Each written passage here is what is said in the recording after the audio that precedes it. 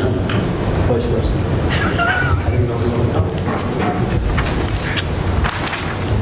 All right, so it's 6 p.m.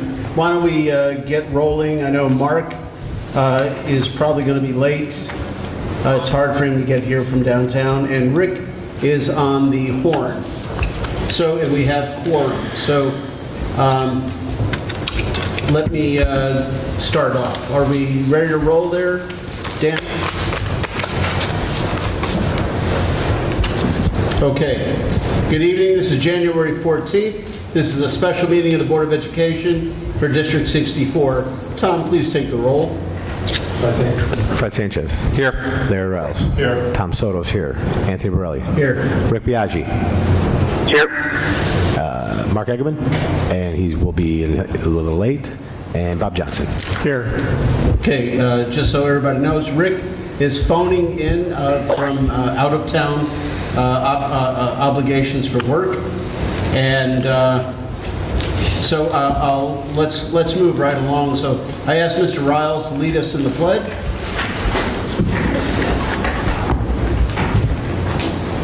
I pledge allegiance to the flag of the United States of America and to the republic for which it stands, one nation, under God, indivisible, with liberty and justice for all.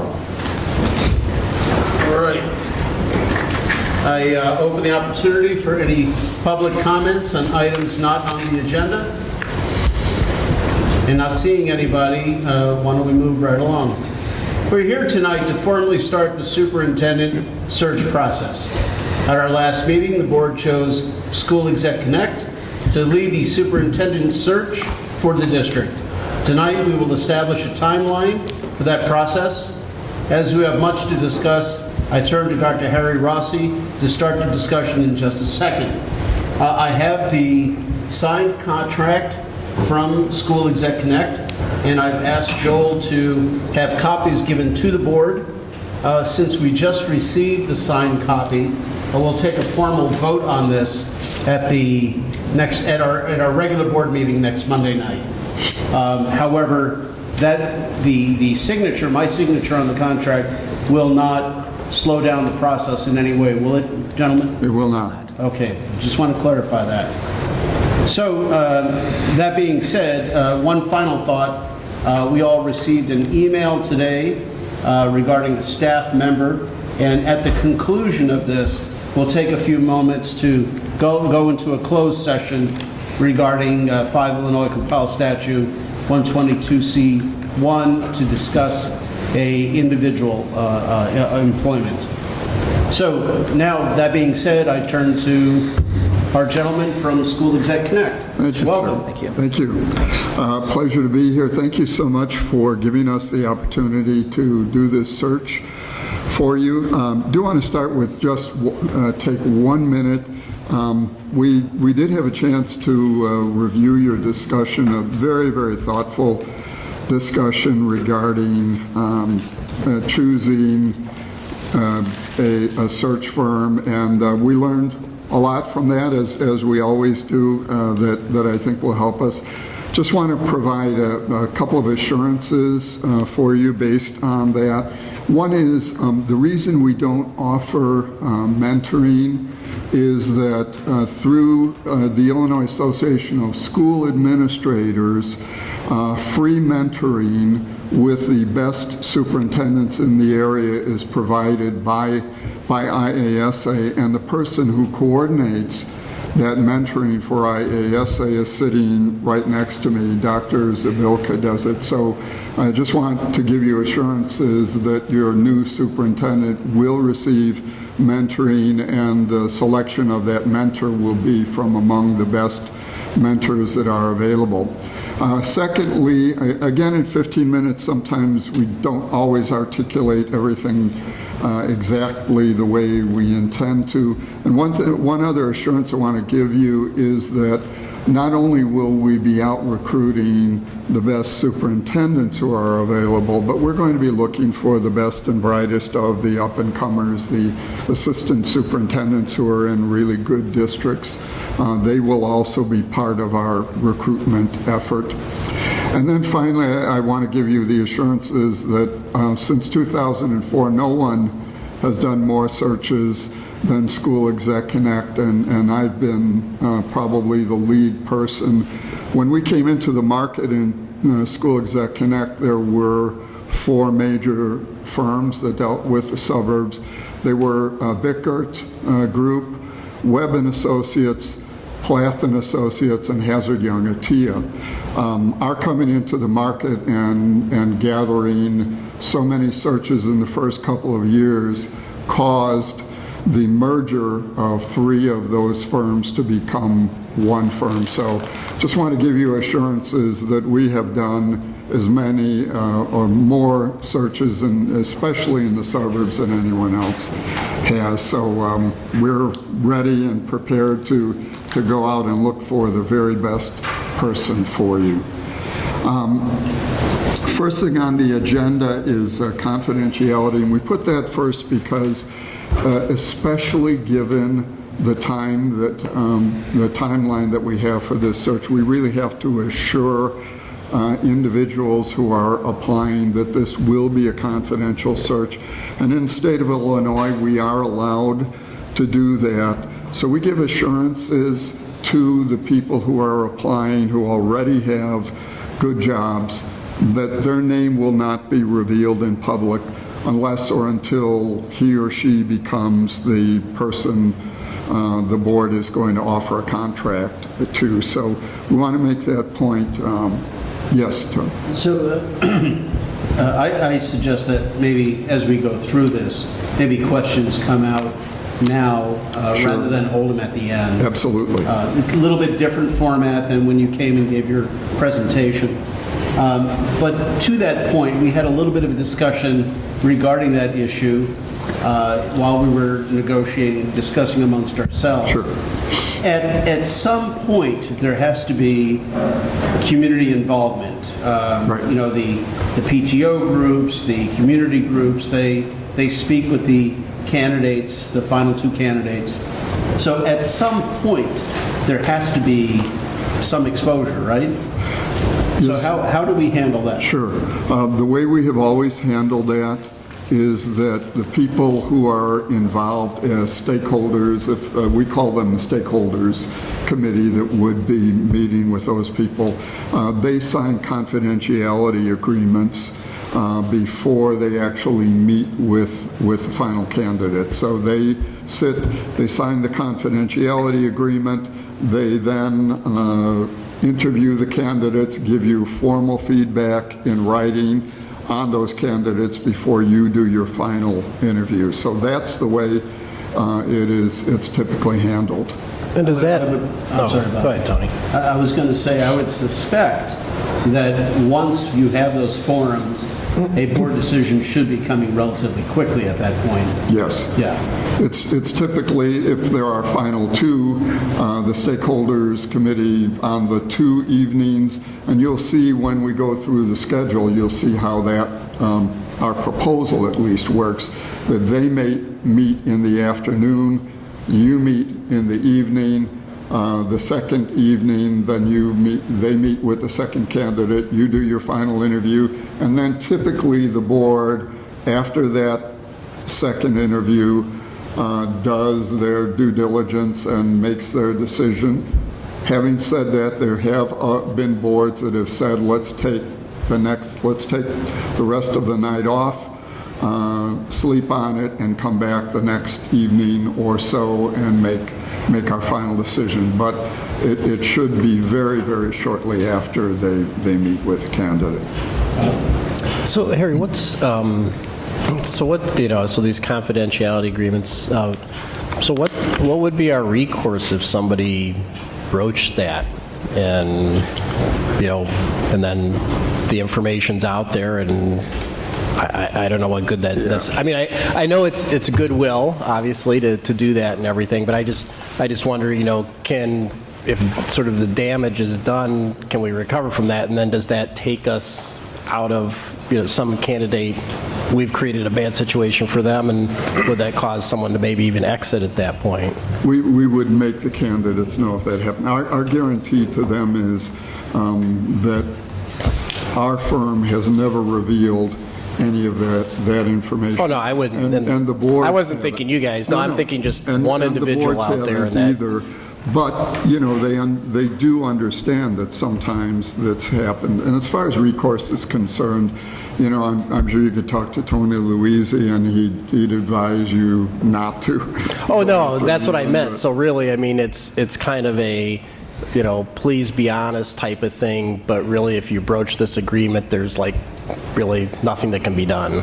Well, I mean, because it's gonna reveal somebody, and then there's nothing, you know, that's sort of the damage. But so I just bring it up. I just, you know, just the reality is, if that were to happen, you know, so do we want to sort of put ourselves in that situation, or do we want to, you know, have the community involvement up to a point, but then the board really in the end ends up selecting the, you know, the candidates. So Well, that's where I was going with this, Bob, is how much, you know, do we conduct community involvement?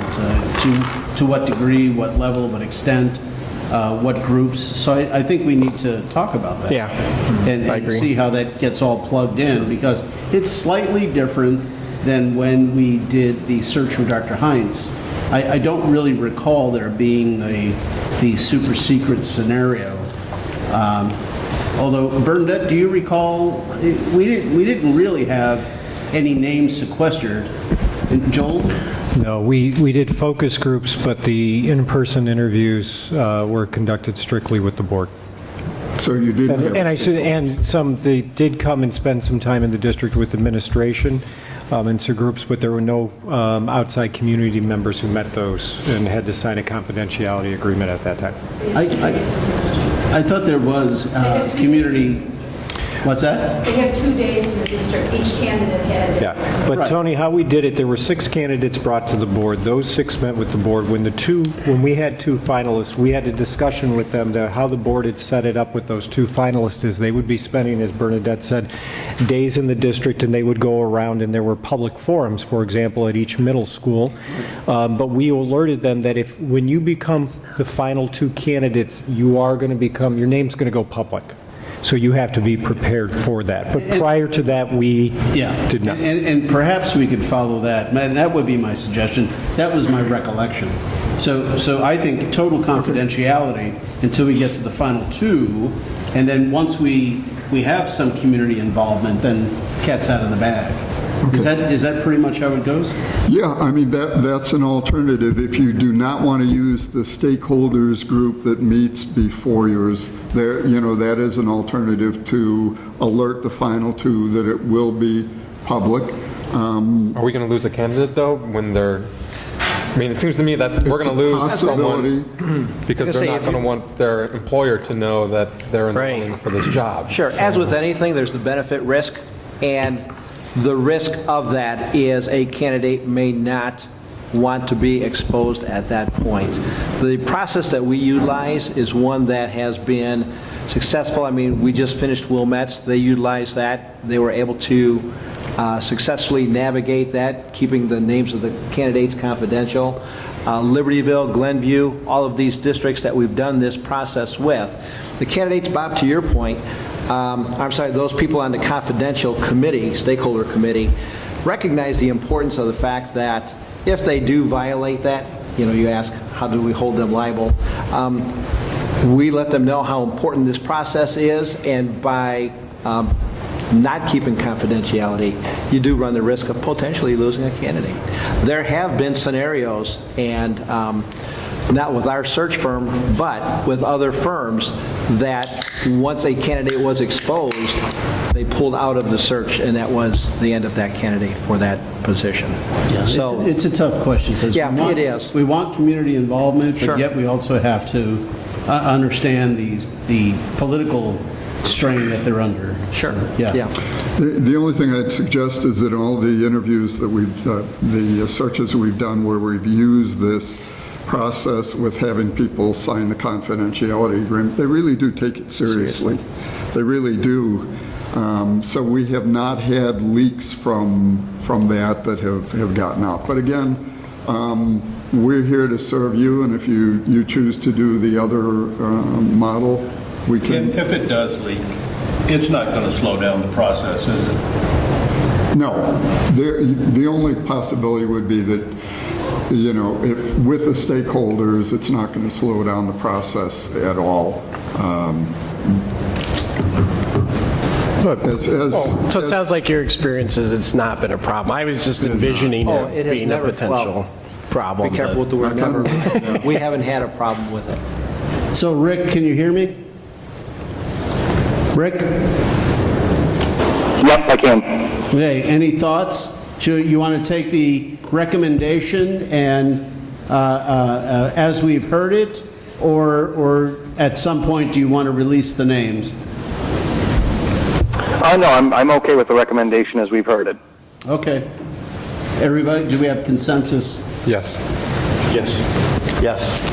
Yes. So we're agreeing to, We're agreeing to keep things on the down low so that we'll use the confidentiality agreements when you go to the community and have the community engagement. okay. Sounds good. All right.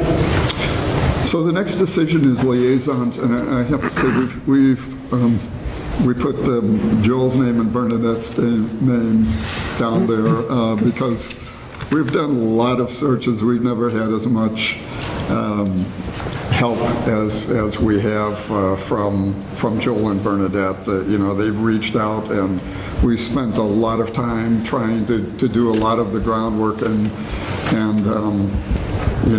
would recommend that if the board agrees that Joel and Bernadette continue to be the liaisons for the search. Absolutely. I'm good with that. I don't think you have any other. Great.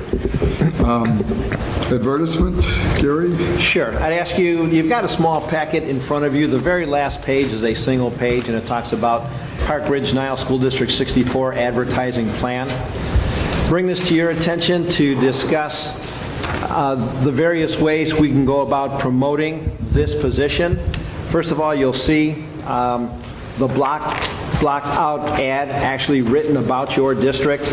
We actually already utilized both Joel and Bernadette to come to this wording that describes your district.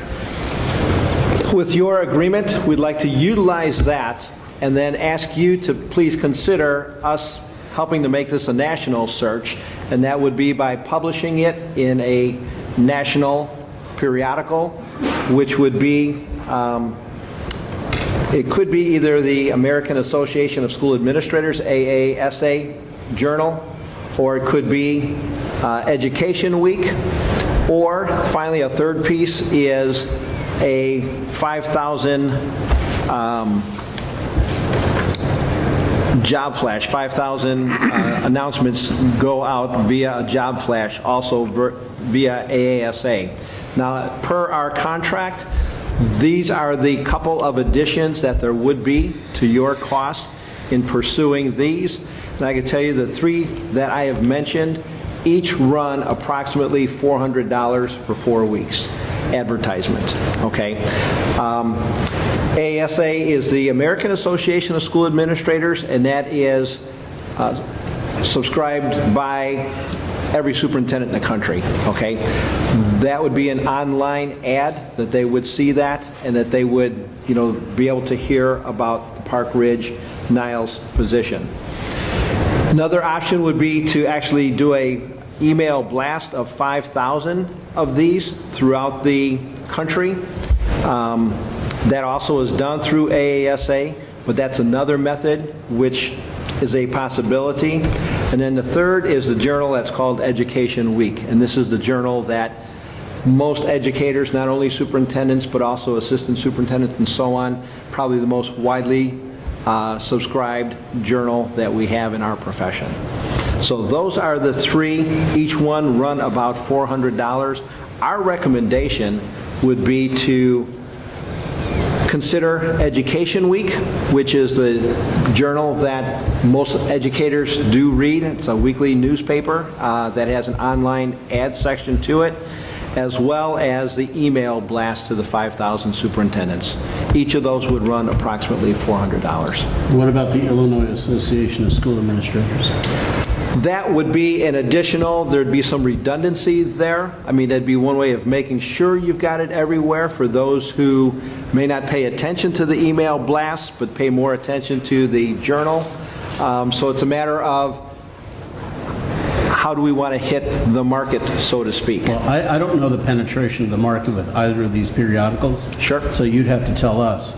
I can tell you this district has had experience with outside the state of Illinois in the past, and we've had now experience within the state of Illinois.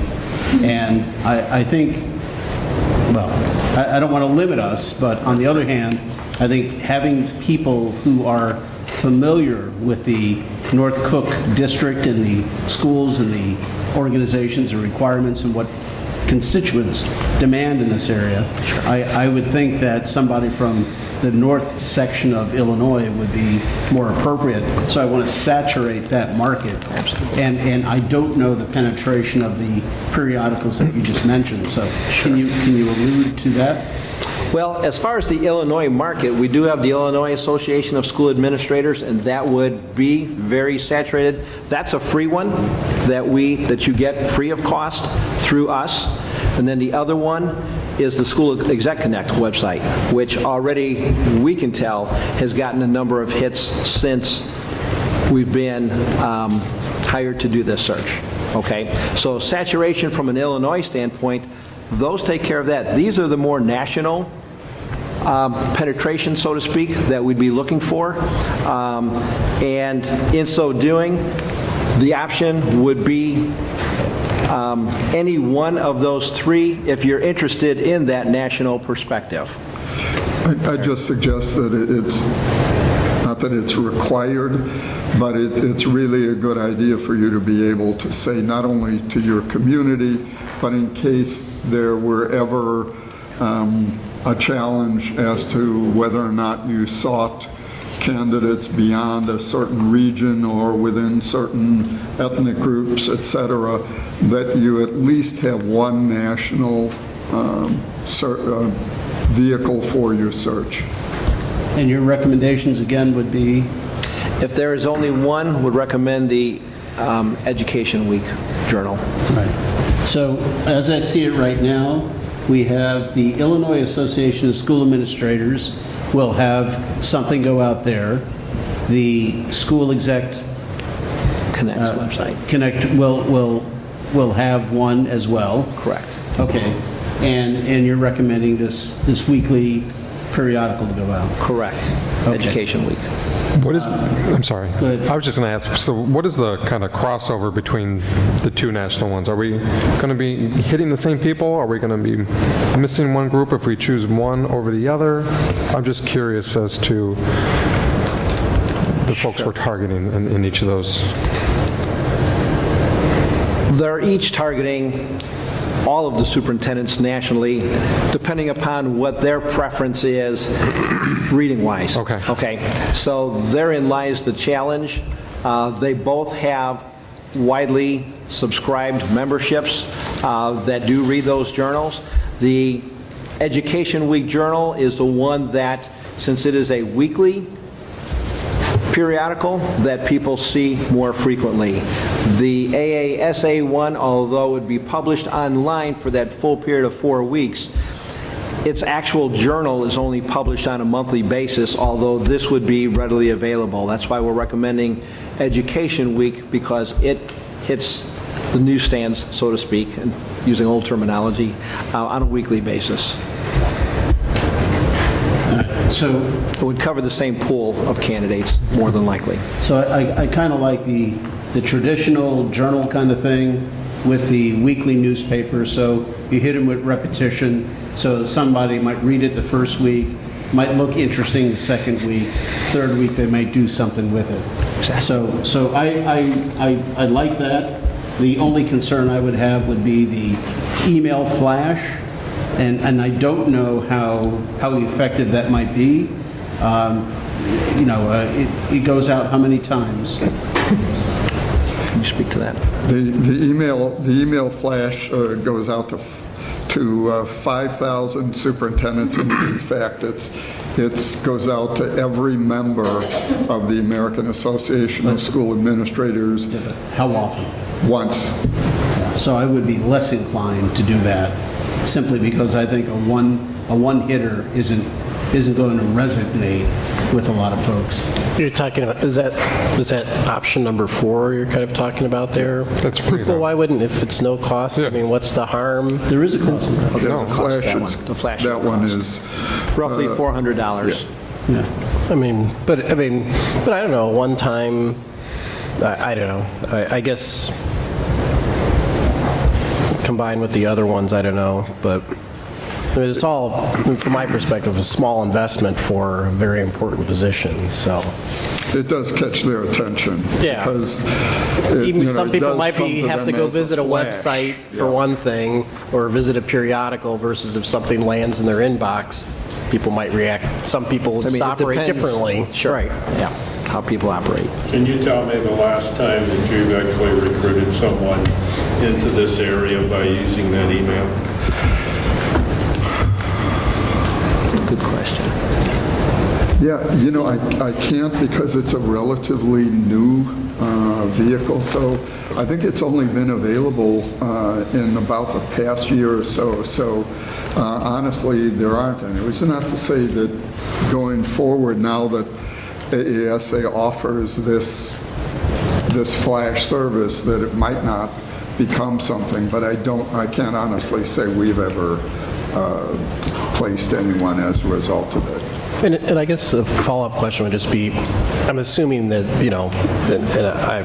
I'm assuming that there's, I don't know if this is a pass-through cost or something, and it's not something that necessarily you're benefiting from greatly by offering it, the email blast thing. Oh, we don't benefit at all. It's Right. strictly pass-through. Right. So just from a business perspective, it's not a benefit for the firm. No. So they're not trying to sell us something. No. In fact, with any of these, you pay directly what the cost of that service is. Right. Yeah. We make nothing on that. So, It's yeah. not our intention. So I think just in case it's in anybody's frame of mind. So why don't I get some consensus here? The online AASA, IASA, they're free, and obviously, we're going to do that to hit the market. The School Exec Connect website, that's free, we're going to hit that, it's the market. Question comes down to Online Education Week, and anybody opposed to doing that for $400? No. So, in your opinion,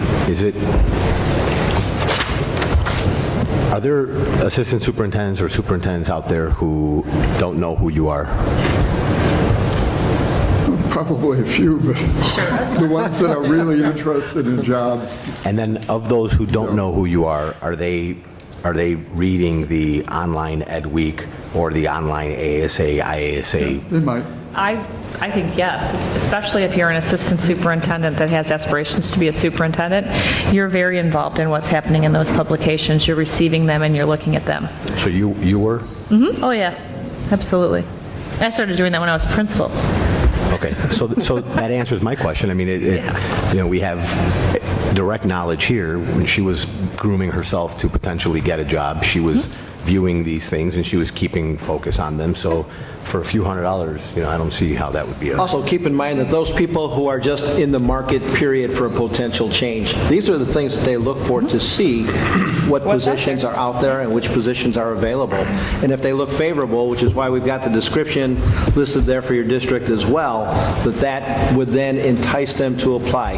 Whether or not they'd be a phenomenal candidate for you, that's our role to go ahead and screen and vet those candidates. However, if we don't even have their name as someone interested, we can't pursue them. Yeah, the question comes down to, does the board want to do the job flash email and say cost of $400 for a one-time email to send out the flash? And why don't I just go around the horn, see what you think? Ready? Yeah, I think I'd be okay spending $400. Larry? No, I don't see any use in it. We're going to do the education, well, we'll talk about the Education Week Journal, and I think that's a better method. Since they haven't recruited anybody from it, they said that it had only been in use for a year and a half, Yes, it's the something like newest that. means. So Dr. Heinz was looking at something different when she was a principal and not this. So I don't see any need for it. I think we should, I mean, for the prices that we're talking here and for what we're actually looking to accomplish and for what we are potentially going to pay a superintendent, I think any means that we can use to gather as many candidates as possible is a good use of our funds. So yes. Yeah, I don't think the one-shot flash email will be very effective. I think the repetitive thing for the Education Week would be more effective. So to clarify, I think we should do them both. I know. Okay, all right. Mark?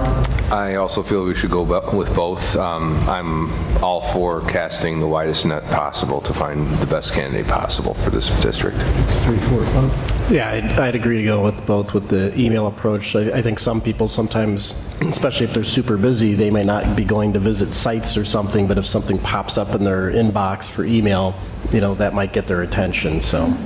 And Rick? Yep, I agree. Both make sense to me. Okay, so by consensus, we'll do pretty much all of them. And, all right. Thank you. Okay, so, number 2 talks about what we would like to put up on your website, working with Joel and Bernadette. And there would be 3 things that we'd like to put up on your website. A calendar, and we can either talk about that now or when we get further down. Sample letter to staff and community, and again, this is just a sample, can be wordsmithed by you and by Bernadette and Joel. And then the final thing is the survey and the link to the survey. So first I'm going to ask Gary to go over the survey with you. Okay, also then at your places, you'll see it's got the band on the top that says Park Ridge-Niles School District 64, and you can see it's got some boxes on it that basically is a PDF replication of what the online survey will look like. You could read the verbiage there, but I'll just quickly go through what the 5 questions, or 6 questions actually are, because the first one is simply asking people to identify themselves, and they can check more than one box so that if they are a teacher and a parent, they would check those down. We ask for that information, so to tell you what kind of response we had to the survey and who responded to the survey, obviously. The second question, and stop me with any questions as you may have them. The second page is to select District 64's greatest strengths. People may select from the items that you see a maximum of 5 responses, and they simply check the box on these. There's also at the end of each question an open-ended box that people can actually write in their responses that they may not have had a selection for. So those are the greatest strengths of the district. The next page is what are the district's greatest challenges. They have the same discriminators, if you will, that are listed as a part of them, as well as an open-ended box. We share with you all the information that we gleaned from this survey in developing the profile that the board will then look at, approve, and that we will utilize to screen candidates. Here too, they will select 5 responses under what they consider to be the greatest challenges in the district. Question 4 is the one that most people like to weigh in on, and that is what are the most important characteristics and skills that they would like to see in their next superintendent. Here too, they can select up to 5 responses, and then they also have a write-in box as well. Then finally, the last 2 questions. Number 5 is strictly an open-ended question, and that is list the 3 most important goals District 64 should strive to achieve in the next 3 years. And then finally, anything else that they would like to say about the next selection of the superintendent. So that is an online survey that is ready to go onto your website as early as tomorrow. However, if there are any modifications or changes, additions, deletions that you would like us to make from what we've provided, then we can go ahead and make those adjustments before we go ahead and get it published online. Tony, just as an FYI, with the help of Bernadette and the tech department, we already have a designated superintendent site right on the home, ready to go, right on when you click on the district's webpage. I've shared that with the board in their great. Friday memo. That's up and running. And I was going to say, how is the survey going to get out? Because you've got a captured audience, right?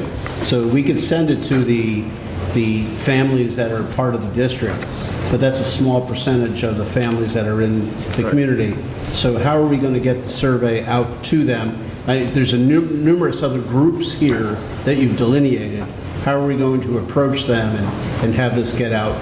So what's that process? Okay, we've been working with Bernadette and Joel on that, and I know because they know the particular groups in your district that, you know, there is a plan. I don't know if you're prepared to Joel is. to name Yeah. the groups tonight. We have within School Messenger some of the larger community groups. We usually will use the newspaper as a way in which we can advertise. And then Bernadette has a list of a few others beyond School Messenger, which will reach staff. And as you said, Tony, the dedicated, the parents that we have their email addresses as a result of them having children in our district. Right, we have a list in the tonight's board report that reviews all the different outreach methods that we'll be using, including news media, and tonight we of course have both of our local publications that are here represented by their reporters, and then tomorrow morning we'll actually be meeting with our PTOA presidents, and so we'll be able to work with them, and actually one of the first focus groups will take place tomorrow morning with that group. And the PTOs and As themselves have comprehensive email lists that they use to send out to their members. We also I have relationship with the non-public schools in the community, so we will be reaching out to those schools as well with information. This invitation language will go out to them as well to extend that opportunity for them to participate in the online survey. And one of the 2 evening forums, if that comes to, as we go through the program tonight, you'll see those dates pop up. And then we have relationship with the Park Ridge Park District in terms of their preschool program, which has quite a few students in it, and then their senior STAR program that we can also invite those members to consider participating in the online survey or coming to one of the meetings. We have relationship with our main Township 207, so we can reach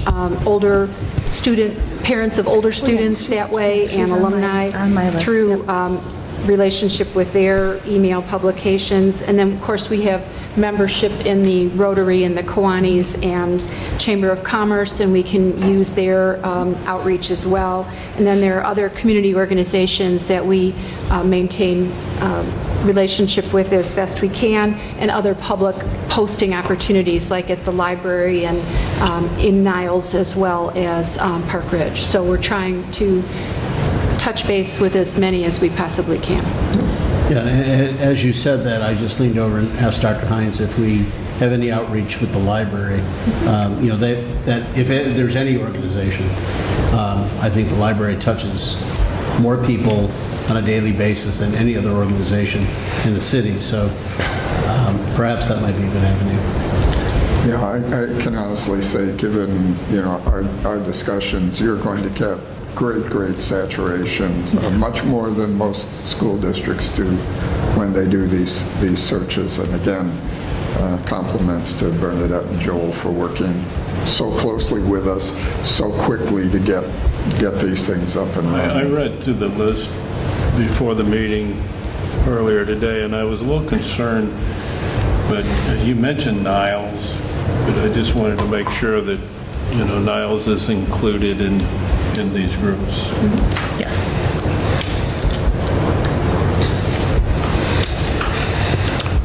So I think we saw overall that the survey would be published for 2 weeks, or available for 2 weeks because of our tight time frame. And so tomorrow would be the starting date, if we go with it as it is.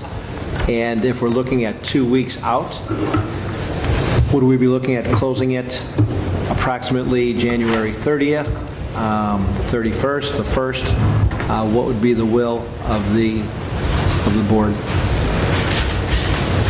So the way I understand it, you'll have 2 weeks' worth of survey. You will be able to interview some groups. You'll interview the board.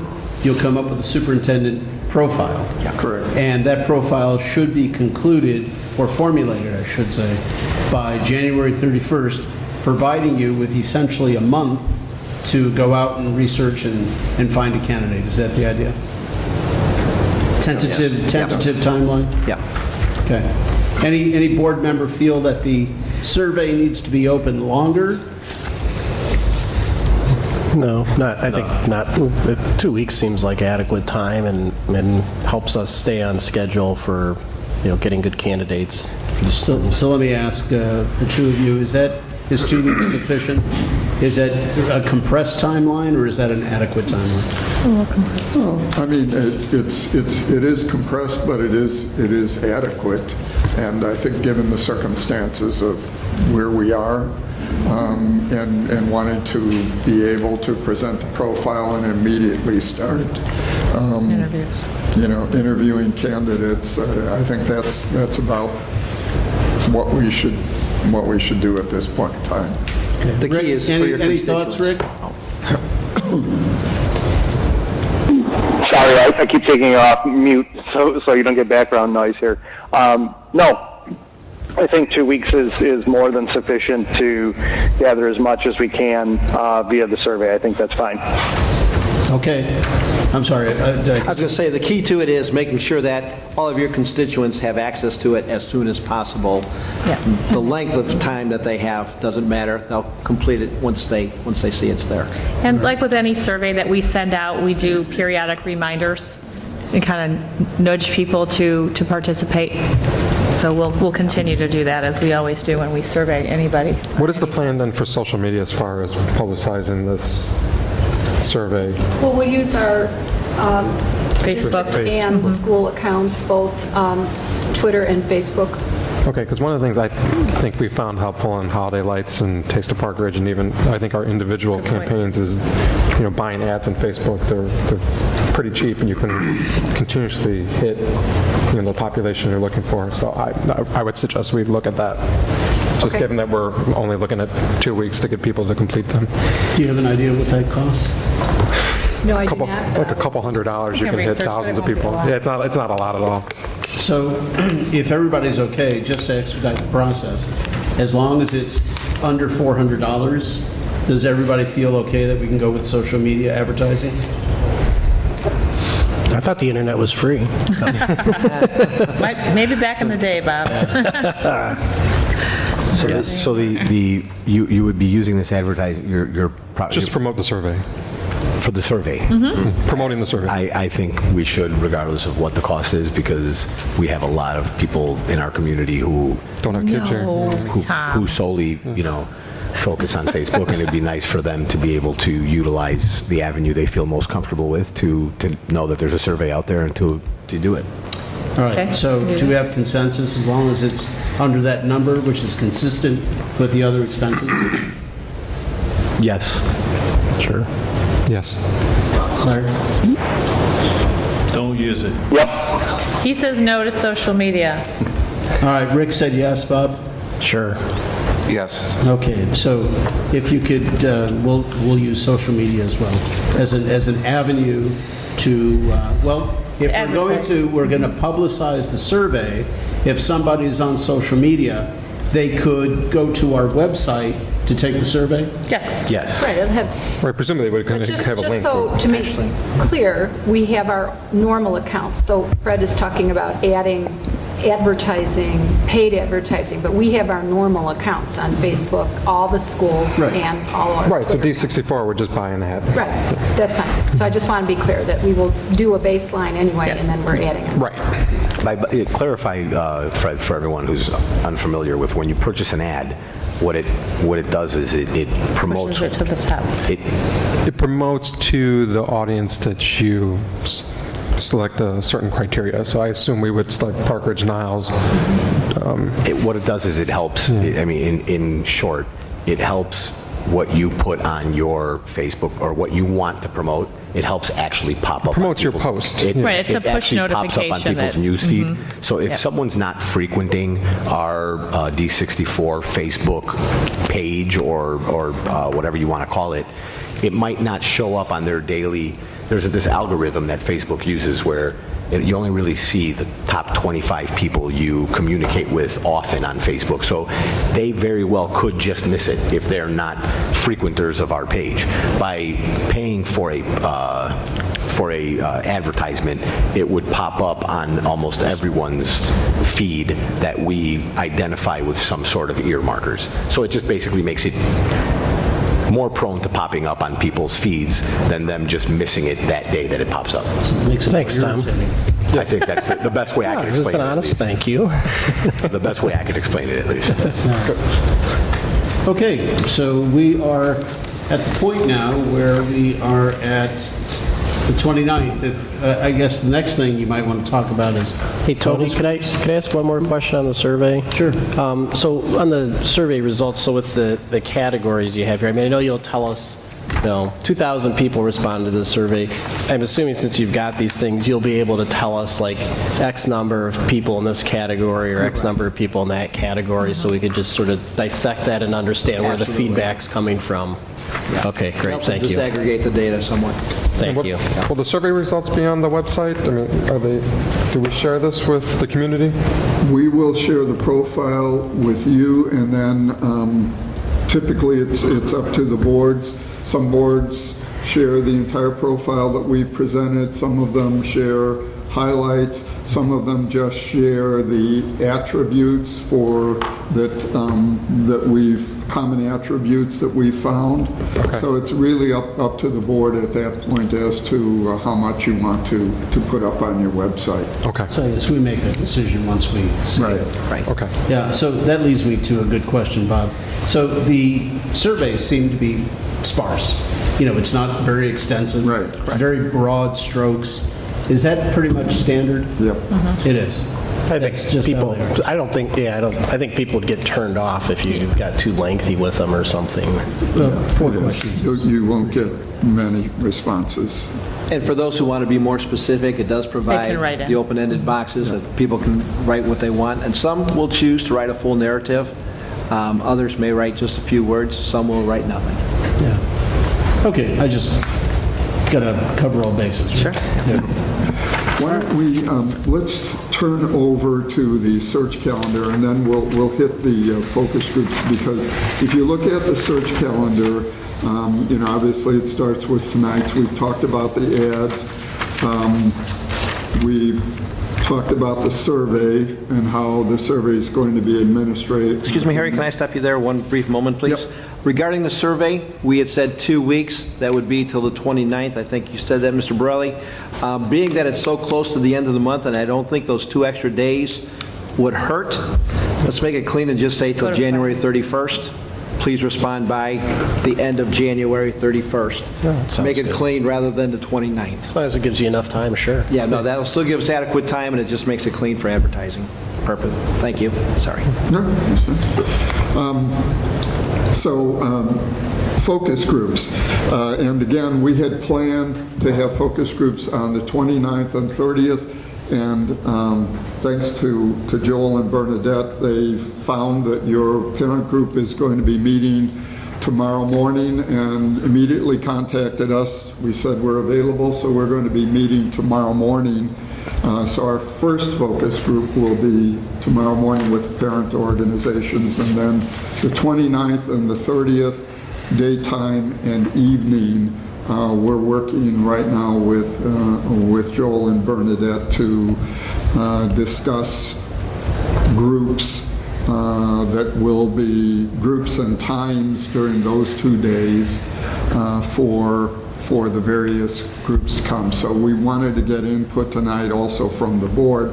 Typically, you would have teachers involved, you would have administrators involved, you'd have the parents, which we're doing, and evenings, we would have at least one open forum where anyone and everyone who hasn't been able to attend any of the other focus groups can come. So we're right now fleshing all of that out with Joel and Bernadette. So if you have some input for us, we'd be happy to accept it. These focus groups, I know you're given an opportunity to speak, but are they filling out this survey, hard copy or anything, or are you just taking notes of what they're saying? We're taking notes. We tell them that if they want to fill it out and hand it in to us, they can do it, but we will do it with them, verbally take notes and then represent it. I think in one of your planning meetings, you had said that they wouldn't necessarily have to do both. They could do one or the other. Correct. Because you're going to be really focusing on the same questions. Correct. Right? Okay. This is an aside to Joel and Bernadette. Is there any plan on videotaping the focus groups? No, we had not. Where would they be held? They'd be all over the district?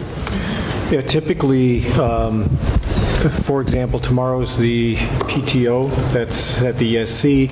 Many of those would be at the buildings or at the ESC on the 29th and 30th, and then the 2 potential open parent nights that we would have. So you have opportunity if parents couldn't make one night, they have another night, for example. Those would be at designated buildings. And I can't remember where. I think we're still setting which ones. So just from a logistics standpoint, it'd be awful difficult to videotape. Well, I wonder if some people would be uncomfortable if you videotape too, or... That's a fair point, Bob. I would say sometimes it can have a chilling effect Right. because They're worried. they're worried, Yeah. who is going to see it, and Right. et cetera, so. Although Well, it's just this day and a age, people could video anything on their own personal devices, but yeah. The other Who'd want to thing, do that too- for a long period of time? And when you have the open forums, do you have an idea of what time they might start? I know there's always a concern about making sure they're at a time where people who are coming from downtown, trains, buses, the traffic, that they'll have the opportunity, it's not at 6 o'clock, 5:30. Typically, we would do them at 7 o'clock. Yeah. 7 p.m. is when we would typically do. That's great, that's great. Tony, I've got one quick comment. Yeah. I just want to make sure that if we are in fact going to have people attend the focus groups in person and allow them to submit the online survey as well too, that we somehow account for that in the final results. I would just, again, I'm being overly sensitive on this, but I don't want the results to get skewed by people who effectively double up. And so we get, for whatever, you get a special interest group that all comes to the meeting and then they all fill out a survey and it looks like there's 1,000 people in town now who all want X. Yeah, I think the answer to that, Rick, is don't accept any written surveys, do everything online. And I think, I'm not a IT guy, but I think if they... Well, but no, but I guess that's my point, is that if they come in to the focus group and notes are taken, so let's say, Tony, you go to the focus group, notes are taken about your comments, and then you also go online and fill out the survey, and then theoretically all of these notes and survey results are combined into one profile at the end, you've effectively gotten 2 votes for your issue, whatever it is. Well, we can certainly ask them to do that, but, obviously, if they choose not to take, our recommendation, there really isn't anything that we can do to stop them from doing it. But we can ask them if they're going to be there that evening, if they are there that evening, that they not also fill out the online survey. But there's really no way to control that. Right. Well, there's one other way, which is that you can ask them to click a box in the survey that says, I attended the focus group. Well, The honor system. yeah, I get what you're saying, Rick. I also think that, this is going to be a composite. And from what I hear, there's going to be numerous people applying. So, even if there's a group of 30 that show up at the focus, I mean, everything's going to be taken in abeyance. I mean, it's right. going to be homogenized over the course of potentially 1,000 or so individuals who respond online. So I would imagine that whoever shows up in person, their opinions are going to be reflected in the survey anyway. I don't know. I think what you're saying carries much more weight in a small survey, and the bigger the survey gets, the more extensive it is. It probably just homogenizes out and dilutes out over a larger number. So I would be looking at the overall numbers then. Yeah, I agree. I think I'm being, overly sensitive to the issue. I just wanted to point out that there's a risk there potentially, but I'm fine. I'm fine with doing it the way we've proposed. Okay. If I may, actually, we disaggregate the information from the focus group to the survey. In other words, we report on both. This is what was said through the focus groups. This is what was said through the surveys. We look for commonalities between the two. Right. Okay. And so they would be reported separately as a part of that report. That will be good. And I'm guessing it's not, just cartooning something. If there was an audience of 200 people, you're not going to say, if you're this, raise your hand. If you're that, raise your hand. So we'll get comments from whoever decides to step forward or whatever the format is of it, speaking. But we might not have that sense of numbers from at least what the board would be reading. Exactly. It's more comments by individuals in a given time. Sure. Thank you. Okay, so we're at a date for us to share the profile with the board, and we have on the other side a couple of proposed dates, either February 7th or February 11th. I think Joe and Bernadette asked you to bring calendars this evening, so we should try to determine that date tonight. What is the time frame? Now, the night that you present the profile to the board, I mean, that's your data collection. Correct. I mean, there's not a lot for the board to do. It is what it is, right? Correct. And then you're going to take that data and you're going to move on and look for candidates. Correct. So it's more informational to the board at that point. Yes. So I'm suspecting it's a half-hour maybe presentation? Yeah, it depends. Half hour to an hour, I would say. I would say you should plan an hour. The reason why I'm saying this is because we have a committee of the whole meeting on February. Can I tell you something linked to this? Yeah. So our team, we're tracking on the same wavelength again. Our team administratively met today to look at upcoming board agendas. We did, as Dr. Burley was starting to say, have a cow scheduled for February 4th. With Luann's permission, because it was a finance and facilities cow, we're going to disperse the 3 topics that were on that agenda to the January 24th and the February 25th meeting. So since everybody on this board had that date in their calendar, we can use it specifically for these purposes. So there'll be one less date you'll have to find. You're talking about February 4th. So that'll give you those How that 2 works days. for them. We're not available Oh, February okay. 4th. All right, darn. Nice try. We thought we were saving you an extra date. I mean, so if we were looking at those dates, I mean, the 7th or 11th, I mean, Would it be possible to change the meeting that you have on the 4th to either the 7th or the 11th or some other date after the 6th of February. Well, I think what Lori's saying is we've dispersed the topics on the 4th. They'll be at regular ed board meetings, so that 4th date is going to go away. We won't need that cop. Board members can take that then off their calendar, because you're going to be adding a number of other meetings.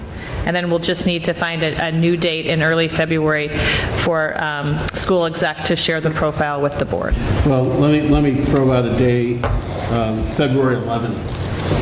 That's a Monday, which is our typical meeting date.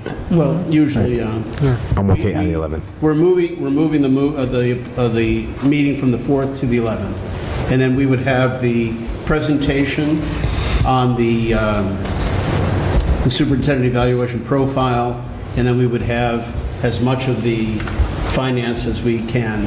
We won't even need to do the finance on that date. We'll cover it at the end of January, the regular board meeting in January and the regular board meeting in February. So whatever date you're proposing, so if it winds up being February 11th, that'll be for the search firm to share the profile. So we're talking like an hour on the 11th. Kind of keep things moving. Right. We could do 6 to 7, 6:30 to 7:30, you tell us, but does the 11th work for everybody? Fine by me. Rick, are you good on the 11th? He's going to be in and out of town. Are you here? Yep, I'm good for the 11th. Okay, good. Great, then just let us know what time. Well, Set that down. 6, 6:30, 7? What do you guys 6? prefer? 6 o'clock. 6? 6. 6? I can make it. Yeah. All right. Rick, 6 o'clock? Yep, that works. Okay. So just to recap, the board meeting that was scheduled for February 4th is now canceled, and it will be moved to the 11th. And are you plan to do anything else on that evening? Because I'm thinking it's good real estate. Yeah, I mean, just the point of, I know you were nicely trying to push some stuff away, but I'm sure that's going to stack up other things. Really, So should when we looked at January's agenda, it wasn't that lengthy, which every now and again, it's okay for this board to realize they don't have to have an agenda that goes till 11 or 12 o'clock. But we First time I see that, I'll believe it. but it would be okay. It's not going to overly burden the January or the February regular meeting of the Board of Ed by doing so. Good dates in February, good dates in Okay, great. Then we will be recruiting, accepting, screening, and interviewing candidates, ready to present candidates to you on February 25th. That would be a closed session meeting. We would need an hour to an hour and a half for that meeting. All right, let me take you from there. So, Dr. Heinz, hearing what we just heard about the regular monthly meeting, and they need an hour of our time, and we have a regular meeting plus some of the stuff from the 4th pushed off, I'm suggesting that on the 11th, we perhaps add a few items to unburden the 25th, Sure. Absolutely. We can do that. to create that block of time. Okay. So another little, where's the ping pong ball? Okay. I'm on it. Okay. So you just let us know, you don't have to let us know tonight, but just let us know what time you want us to, to be here for that closed session meeting. Well, let's do it right now. Okay? We typically start at 6. Is that what you want to do, Well, Tony? either 5:30 or Early? 6. Oh, can we do 6? 5:30 is a little 6? pressing it. 5:30. 5:30 is, I know, it's tough.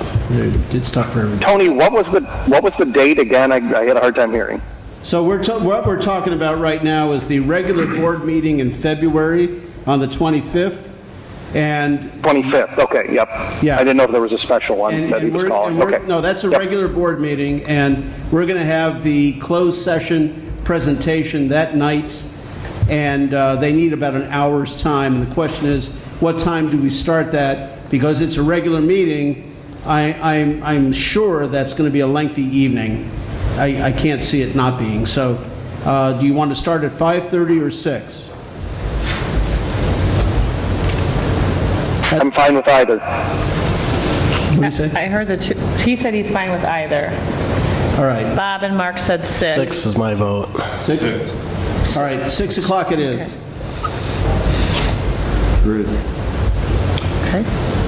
Okay, so now we're really getting into the nitty-gritty here, because once we presented those candidates to stay on the timeline that the board is recommending, we're going to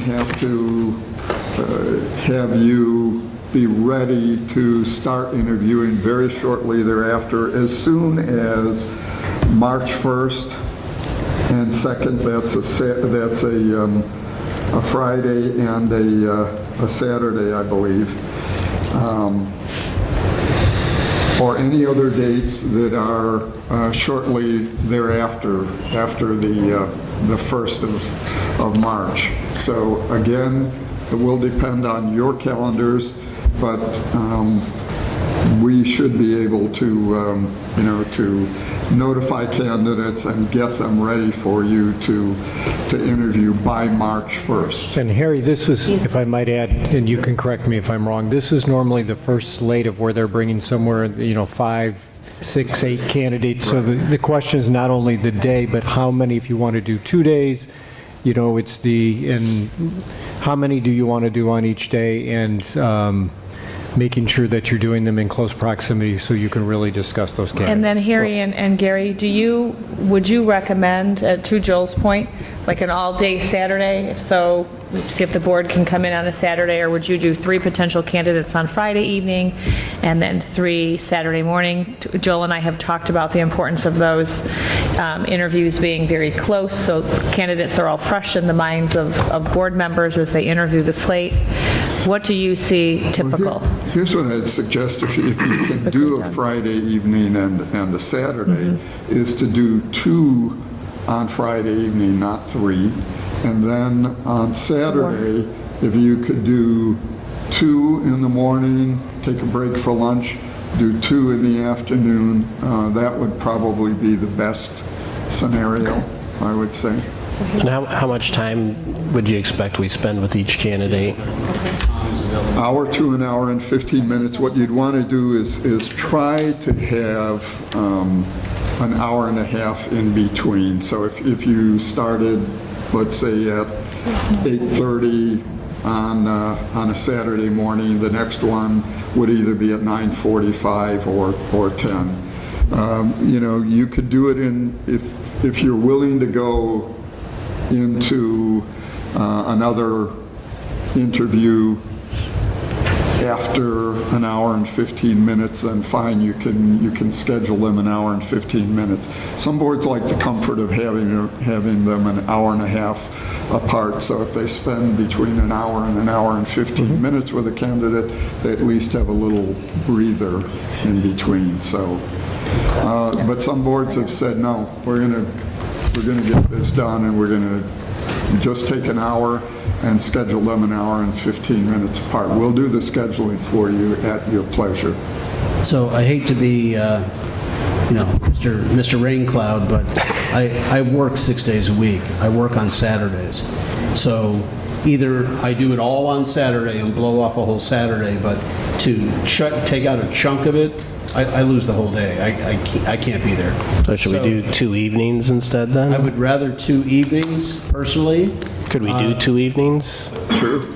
That's what most boards do. They do 3, and you can see what we've scheduled. What we have here is as just a sample schedule. If you do it in the evening, if you can start obviously at 5, then the next one could be at 6:15 and the final one at 7:30. But, obviously if you started at 6, it would be 7:15 and 8:30. So could we do a March 4 or 5 then?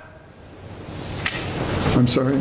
March was asking. I'm sorry, March 4th and 5th, that's Monday, Tuesday. Could we knock them out if we want to do them side by side? Could we? Only if there's, so that's a good, I was thinking something along that lines, Rick.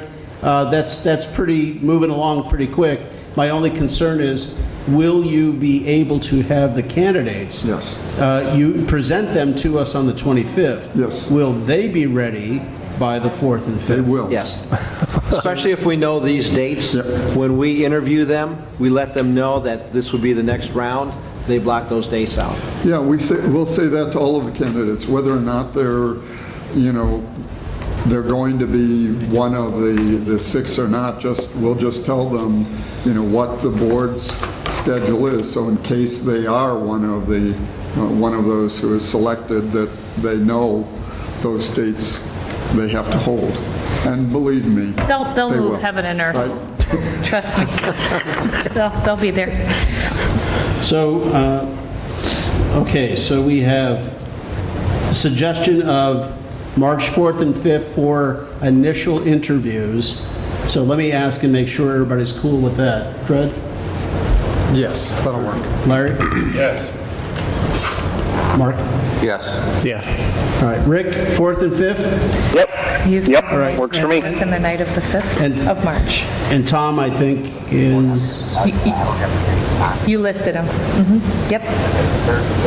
Could we? Okay, they're good. Could we think Yeah, those are about the like dates. I'm sending you a text. 6 o'clock is the start time, That works for Tom. 5:30. or 5? Yeah, maybe. Yeah, we can I'll stretch try. it. 5:30. I'll push it to get here. So if we're going to do Yeah. 3 interviews a day, Yes, though. each interview is an hour with maybe a 20-minute interview time, or in-between time, swing time. Can do that. So that's 40 minutes, that's 3 hours and 40 minutes. If we started at 6, we could be done by 10. Should we do 5:30? I mean, So we're done by 9:30? yeah, but I'm thinking of those people if they I don't know where they're going to live and how far they have to travel. So if you Some do- people travel far to these I do. meetings.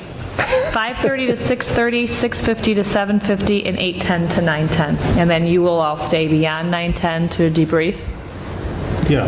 collectively, So- so that could be the schedule. Did you get that, Bernadette? Okay, 5:30 to 6:30. Tony's asking for 20 minutes in between. 6:50 to 7:50. And we could do some... And then 8:10 to 9:10. Get a massage chair in her. Something like that. Yeah. Okay. And we'll draft all this and send it to you Friday, but just so Bernadette can capture it all. And I'm doing longhand notes. Well, let me just ask now. So we're going to move these interviews up to 5:30. I know 5:30 is an early start time. Mark, you going to be able to do that? Yeah, I'll make sure Make it that happen. I can. I got that far in advance, and this being as important as it is, I'll make sure it happens. All right. Rick, did you get that? 5:30 on the interview dates? Yep, that works for me. All right. Or if you want to give your friend Mark a 15-minute breathing room and start at 5:45, you'd still be done by 9:30. And that would give you just a little bit more breathing room. 5:30 is fine. Are you sure? I'll get here. Okay. Okay. Great. All right, so let's then move to the finalists. Are you planning to hold 3 dates in case there are 3 finalists, or are you certain that after those first interviews that as a board you can get down to 2? I would suggest we have 2 dates. If there's 3 finalists, we can do 2 and 1. Okay. But there's only so many dates for Okay. us too. Got it.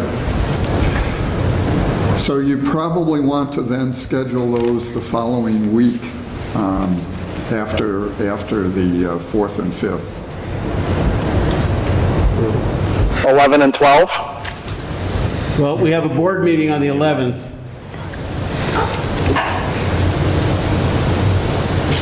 So we could do the same thing, though. We could have it closed at the beginning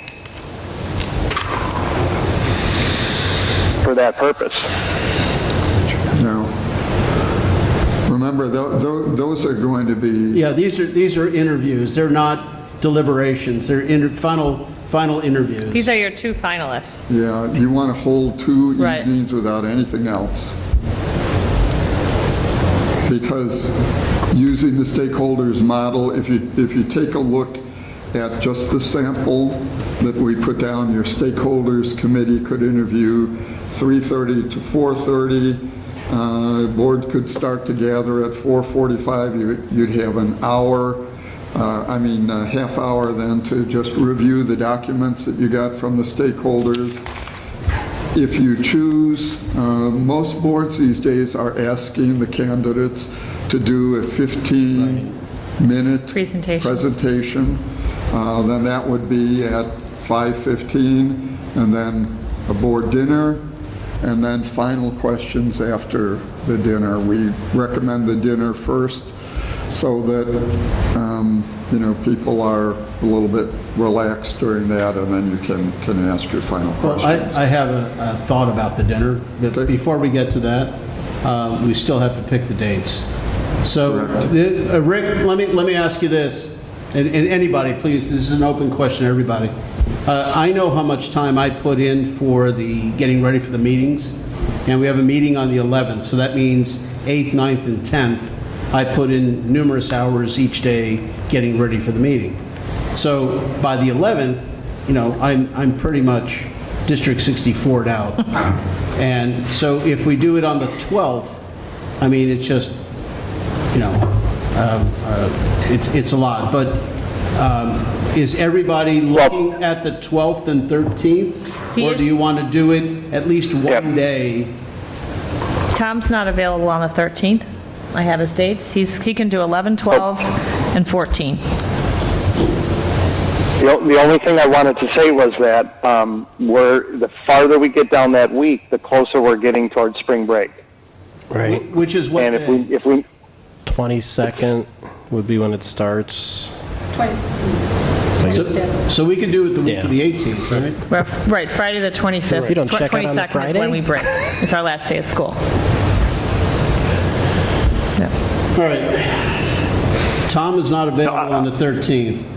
What, is there any advantage to splitting them, doing one on the 12th, one on the 14th? No, that's fine. That would work well.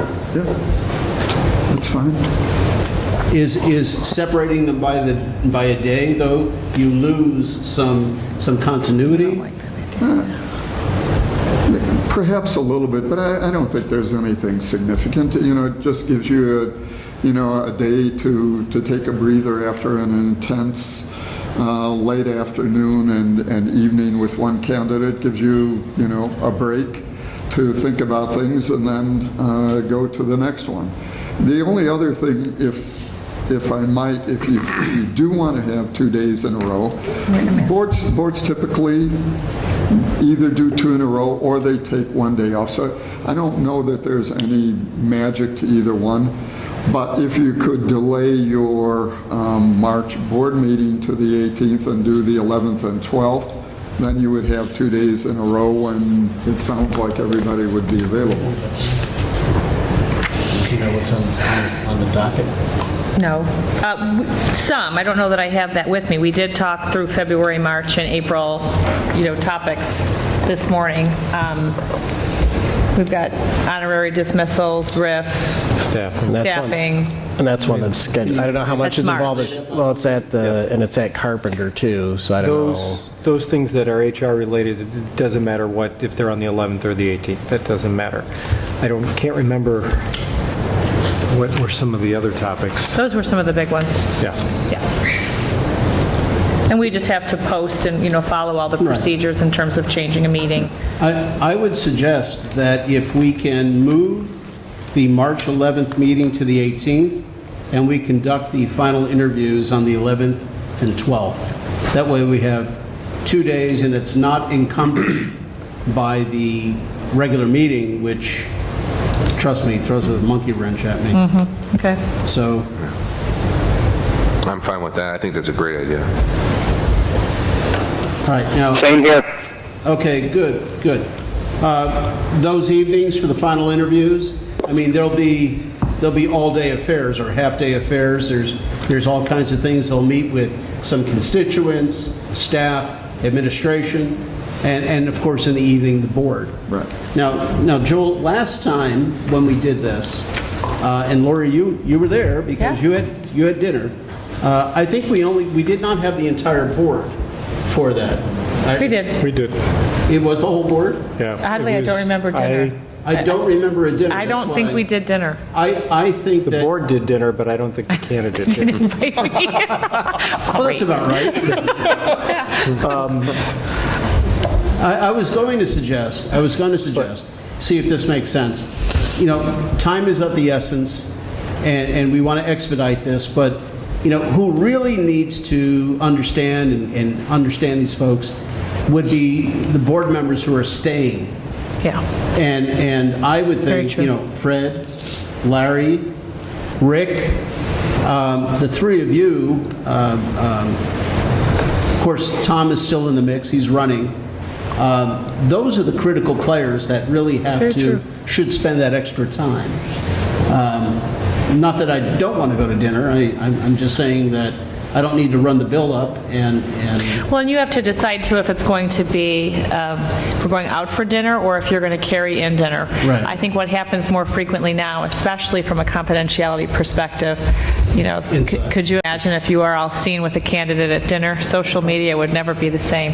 So if you have dinner in-house, carry it in, into the ESC basement, it's less time too. You're not, it's money, it's time, it's just for an efficiency purposes. We would have food delivered, set up, people can sit down, spend an hour, you're having casual conversation.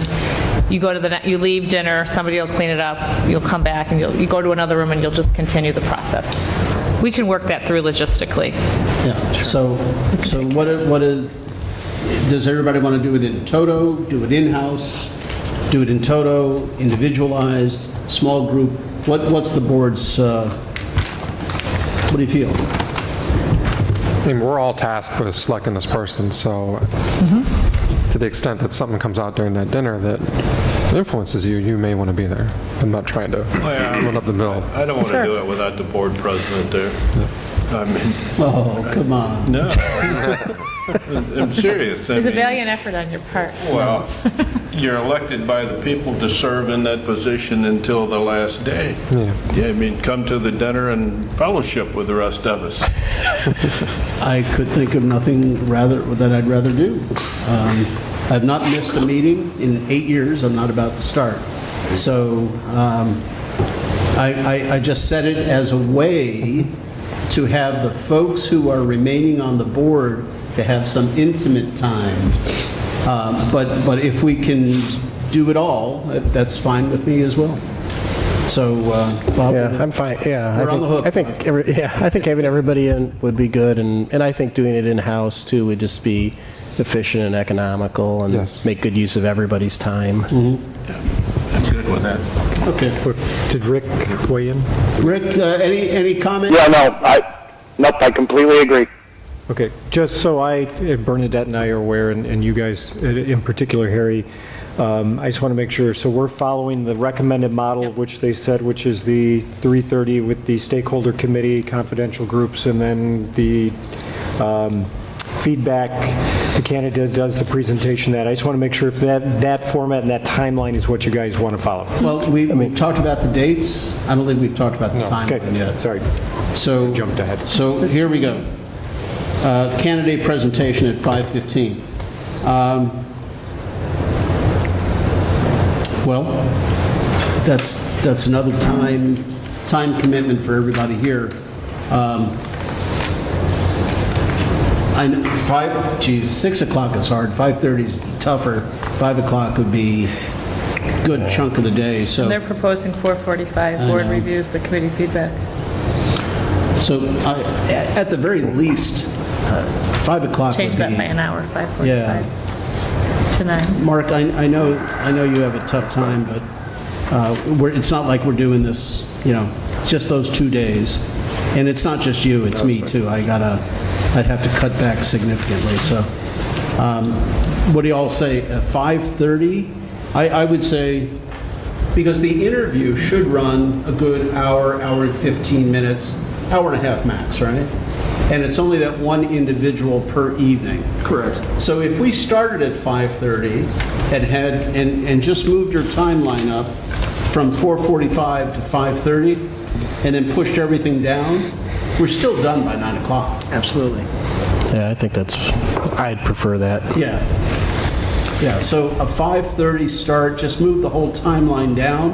And then, trust me, at the conclusion of it, we will need to review and go into closed and have some thoughts on that individual after we speak to them. And then on the second night, it'll be even longer yet because we will have to make a decision at that point.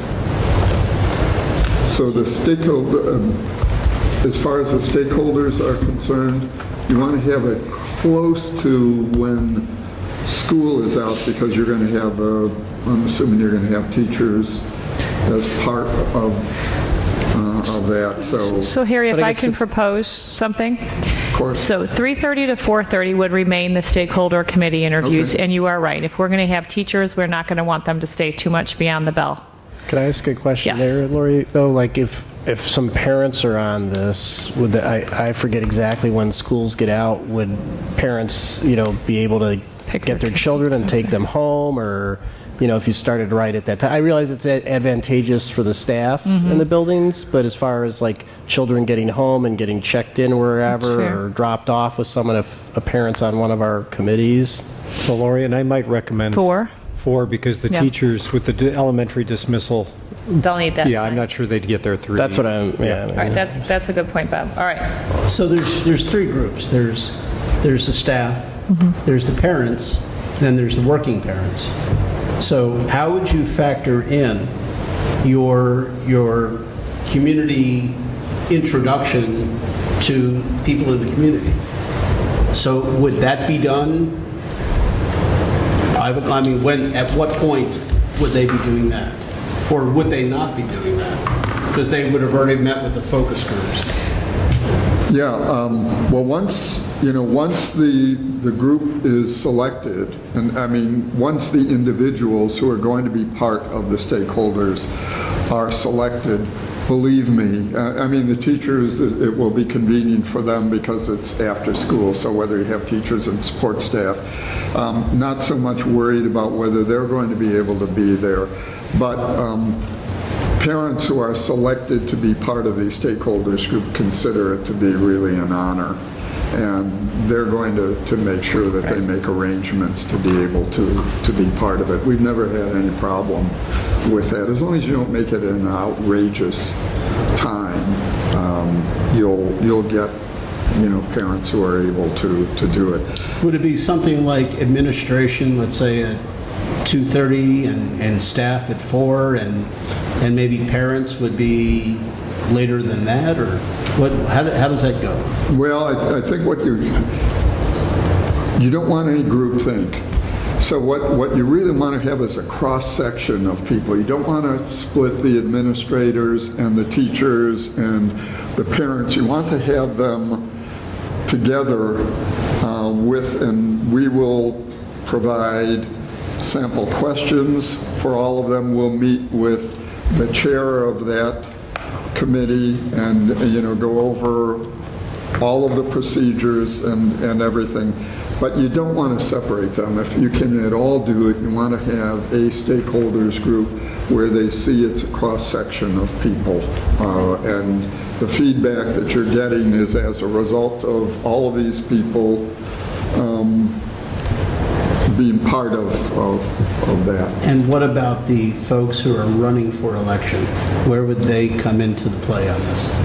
You would want Hopefully to they're doing include them surveys. in that stakeholders group. Stakeholders group. And would they have any ability to speak off the record with the board? Well, that's up to you. Yeah. I mean, So, really. But at some point that evening, that could happen as Sure. well. Do you typically have, how many stakeholders that are non-educators, non-employees in the district are on this stakeholder committee interview team? How many who are not teachers and, Right. and administrators? Community and so- members or parents? Usually the total size of the group is somewhere around 12, but we've done a number of North Shore districts where that number reaches well beyond 12. So 15 to 16, I think you probably can't get beyond that. So the reason I'm asking is I kind of knew you were going to say that because I've been in those interviews. So if we're having 7, if you're inviting all board candidates, you've already got to participate. You've already got 7 people at the table. So then you have to figure out how large you want to get that group for other people in the community and also that are employees that are going to work with this person very closely to be able to participate. How big do you want the stakeholder group to be? Right. I think if you're going to do a one-shot presentation, I think you have to have more people. I think if you break it up, that you would prefer not to do, then you can have smaller people. So, if you're going to have administration, staff, and the community all in one, you can't hold it to 12 people. I mean, that's impossible. Not if you have 7 board members, 7 potential board members. So that's why I say maybe you break it up and you have, administration and separate. There's got to be a time for the prospective board members to participate, and I think that they should be there with the community. Okay, yeah, you can do that. And I don't know the benefits of having the community in with the staff at the same time, although I can see some benefits of that. They tend to moderate their... Yeah, I could see a real benefit to that. For example, when we interviewed most recently for Dr. Frost's position, we had that team together. There were teachers, teacher assistants. Larry was a board rep. We had folks from the community. We had parents in the audience. Everybody was in the room together, hearing the same answers, being able to probe questions. We feel fairly strongly that it's beneficial to have everybody in the same room at the same time. Years back, I think it was more commonplace that you would rotate through a parent group, a teacher group, and districts have gotten away from that, and folks are together interviewing and experiencing the candidate in the same way. I guess I think it has that benefit, and the other one is that we're on a tighter timeline, I guess, whereas if we were doing this in the fall, maybe, you'd be like, oh, we could have this day, this that day, whatever, or something, but, I think if we're trying to stick to this timeline, which we should, to get the best candidate, then I think maybe I think there's some synergy between the community and the staff, though, because the staff works with the children and works and meets and greets the community, the parents, to such a high degree. I think the administration interacts with these folks on a different plane, on a different level. And I could be wrong, and I don't know what you feel about this, but I think actually having administration interview these folks independently, because they're looking at a completely different perspective. They're going to be working shoulder to shoulder with this individual, and whereas staff member, obviously there's a hierarchical status or situation present. I think if you do that, and please, I don't know what everybody else thinks about this, but I think it would facilitate the discussions, perhaps make it a little bit deeper. It will not necessarily cut down on the numbers with the staff and community, but I think by abrogating out the administration, at least, administration can get a little deeper into what they do, whereas if they tried to do that with the larger group, there's no way that they can get into the weeds with all those other disparate groups. So that would be my only consideration, is separating out the administration, have them set up their own time to interview these folks or speak with these folks, and then have staff and community together at a later point. Anybody? You could then do the administrators earlier in the afternoon. Yeah. If we're going to do the staff and parents at 4, could you get the administrators together at 2:30? Do you think it's, I hate to say too much because, but I don't know if I think the administrators should not be part of that larger group process. So Joel, I'm going to put you on the hot seat. What do you think? I don't know, I can see both ways. I definitely see the benefits of being part of that large group, as Lori said, and for those who participated in as you said with Dr. Frost, I think that's being able to hear everybody in one time. I think there's a lot of benefit to that. We did at the last time, Lori, and I think you remember, there was an opportunity to meet with the administrators. I remember having lunch with the administrators. You did. So we did have an opportunity built in where the 2 finalists did come for, because I know it was probably daunting for you at the time because we had everybody for, you're right, it was a luncheon. You were sitting and everybody at that In table. the basement, yeah. And somehow we did arrange that. I was going to say, I didn't think it was right up. It was like a late lunch that butt up to the committee interview. Yep. I was wondering if I may make a suggestion, and that is continue the thought of combining administration, teachers, parents, community members together, having a group of about 15. Now, these 7 people who have chosen to run, at this point, all they've done is submitted their petitions. Okay, they are not elected officials at this point. How about if you invited them to be a part of the process by observing the interviews that are taking place right in place? In other words, you have the administration, you've got the teachers and so on. They are just actually silent observers. They can provide input, and it would be separate input as other potential board members would be. You could take a look at that separately. But they would have full access to both candidates being interviewed by teachers, administrators, parents, and community members, and have an opportunity to share their input. Just an alternative. And you're thinking that keeps the session numbers down, but still allows for the input to come afterwards. It allows the input to come. Those who are the vested members currently in the district are those who are asking the questions, and the potential board members just have the opportunity to see the interaction of those groups with the potential superintendent. Yeah, it was my intention they were going to be there regardless. So I'm right there with you. Sure. I don't have a problem with that. Just that all of those folks, plus staff members, plus other community members, your number is getting bigger. Yeah, they just wouldn't be at the table. They would actually be seeing the process. Gallery, if you will. Right. Okay, and just be observing. One of the things, and I would ask Lori real quick, and this is, and I apologize for butting in, but to be cognizant of something that was brought up a little bit about when you do interviews, wanting to make sure that the board sees the candidate too. From somebody who has sat when I interviewed for things here, when you get 3 or 4 interviews in a row, by the time you reach that, if you've been interviewing for 3 or 4 hours, I'm not always sure that's the best, I think. So I guess my point is if you do the focus groups, that big focus group, and then allow that candidate to have a little time and then go to the board, that's probably beneficial so that you, as you guys are seeing that candidate, you're seeing them as fresh as possible also. I don't know, Lori, you've been, I don't know what your thoughts are on that. Have Gary and Harry, and I don't know the answer to this question,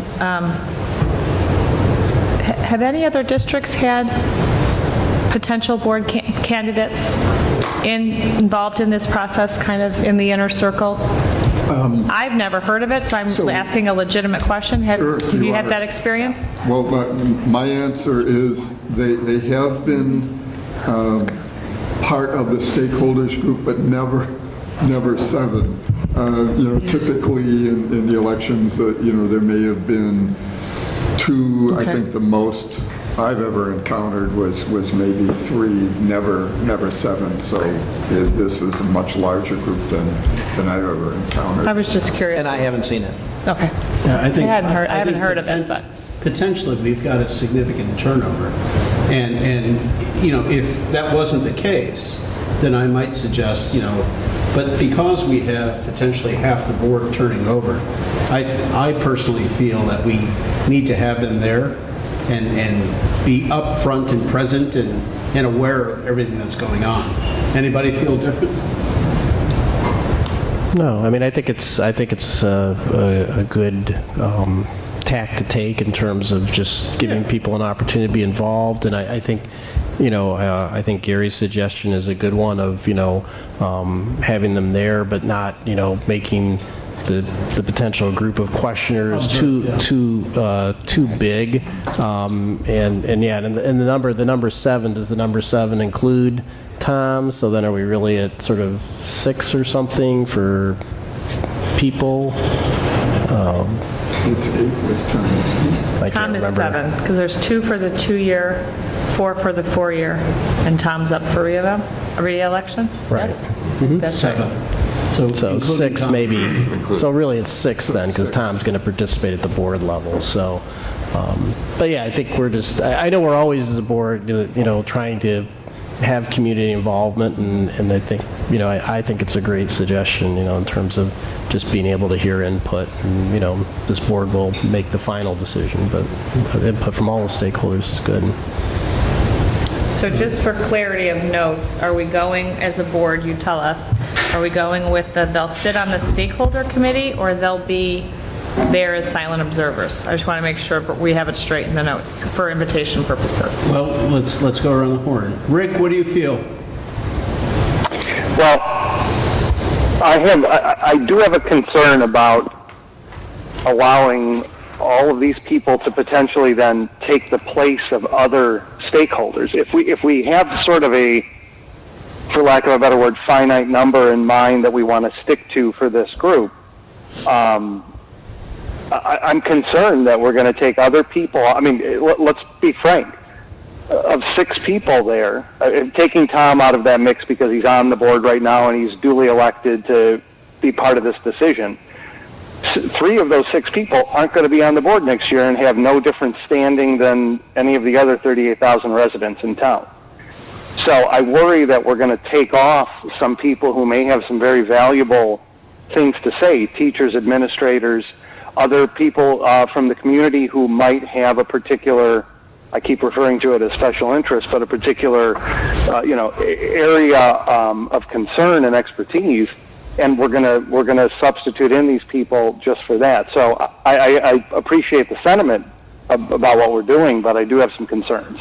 So Rick, from what I understand, they're concerned that adding those 6 individuals will bump off somebody else. The proposal is that they will attend, they will really not participate other than as observers, and therefore they won't count toward the total of staff plus community that'll be there for the actual interview. Okay, so so I may have misunderstood where we came out on that, but as long as they're not going to, so to speak, bump off someone off the list who should otherwise be there, I'm comfortable with that. So then, Rick, your vote would be for they're participating as observers, but they're not serving as a stakeholder. Is that what you're saying? Correct. Okay. And if they want to present written comments to the board, I'm fine with that. My follow-up question. Yep. Okay. All right. They will not ask the questions, but they will be given the same sheets as the people who are on the group, and they can submit those to you. Okay. Right. Bob? Yeah, no, I'm totally on board You with okay that. with it? Mark? My feelings exactly. I don't want them to be singled out and have any special privileges to make, have contact with the superintendent to be potentially. Larry? I'm fine with them being observers only. I'm fine with it too. Okay. So they will provide feedback as far as the written evaluation goes. And that's obviously if they wish to participate. Yeah, right, exactly. And they'll be asked to do all the same confidentiality signatures and whatnot, so it won't be out in the community, it won't be on social media, it won't be discussed or posted, it's a closed process. Correct. Yes. Okay. I had something in my head about this. So let's say we have 15 people that are going to be comprised. What I'm really heading towards is who's actually going to make up this group. You'd have PREA leadership, you would have PTO leadership, PRTAA, ELF leadership. IFT, your custodial maintenance, Yes. SST. Yes. So your 3 unions. So if you have the PREA, there's 4 members there. You would have. Well, we wouldn't have to have members of the executive, all members of the executive board. They could elect someone to represent them. Right. So we may want to extend an invitation. We have 3 unions with 2 from each. One, I would say one. Maybe Well, one. 'cause you still gotta We come haven't to got to the other PTO groups yet.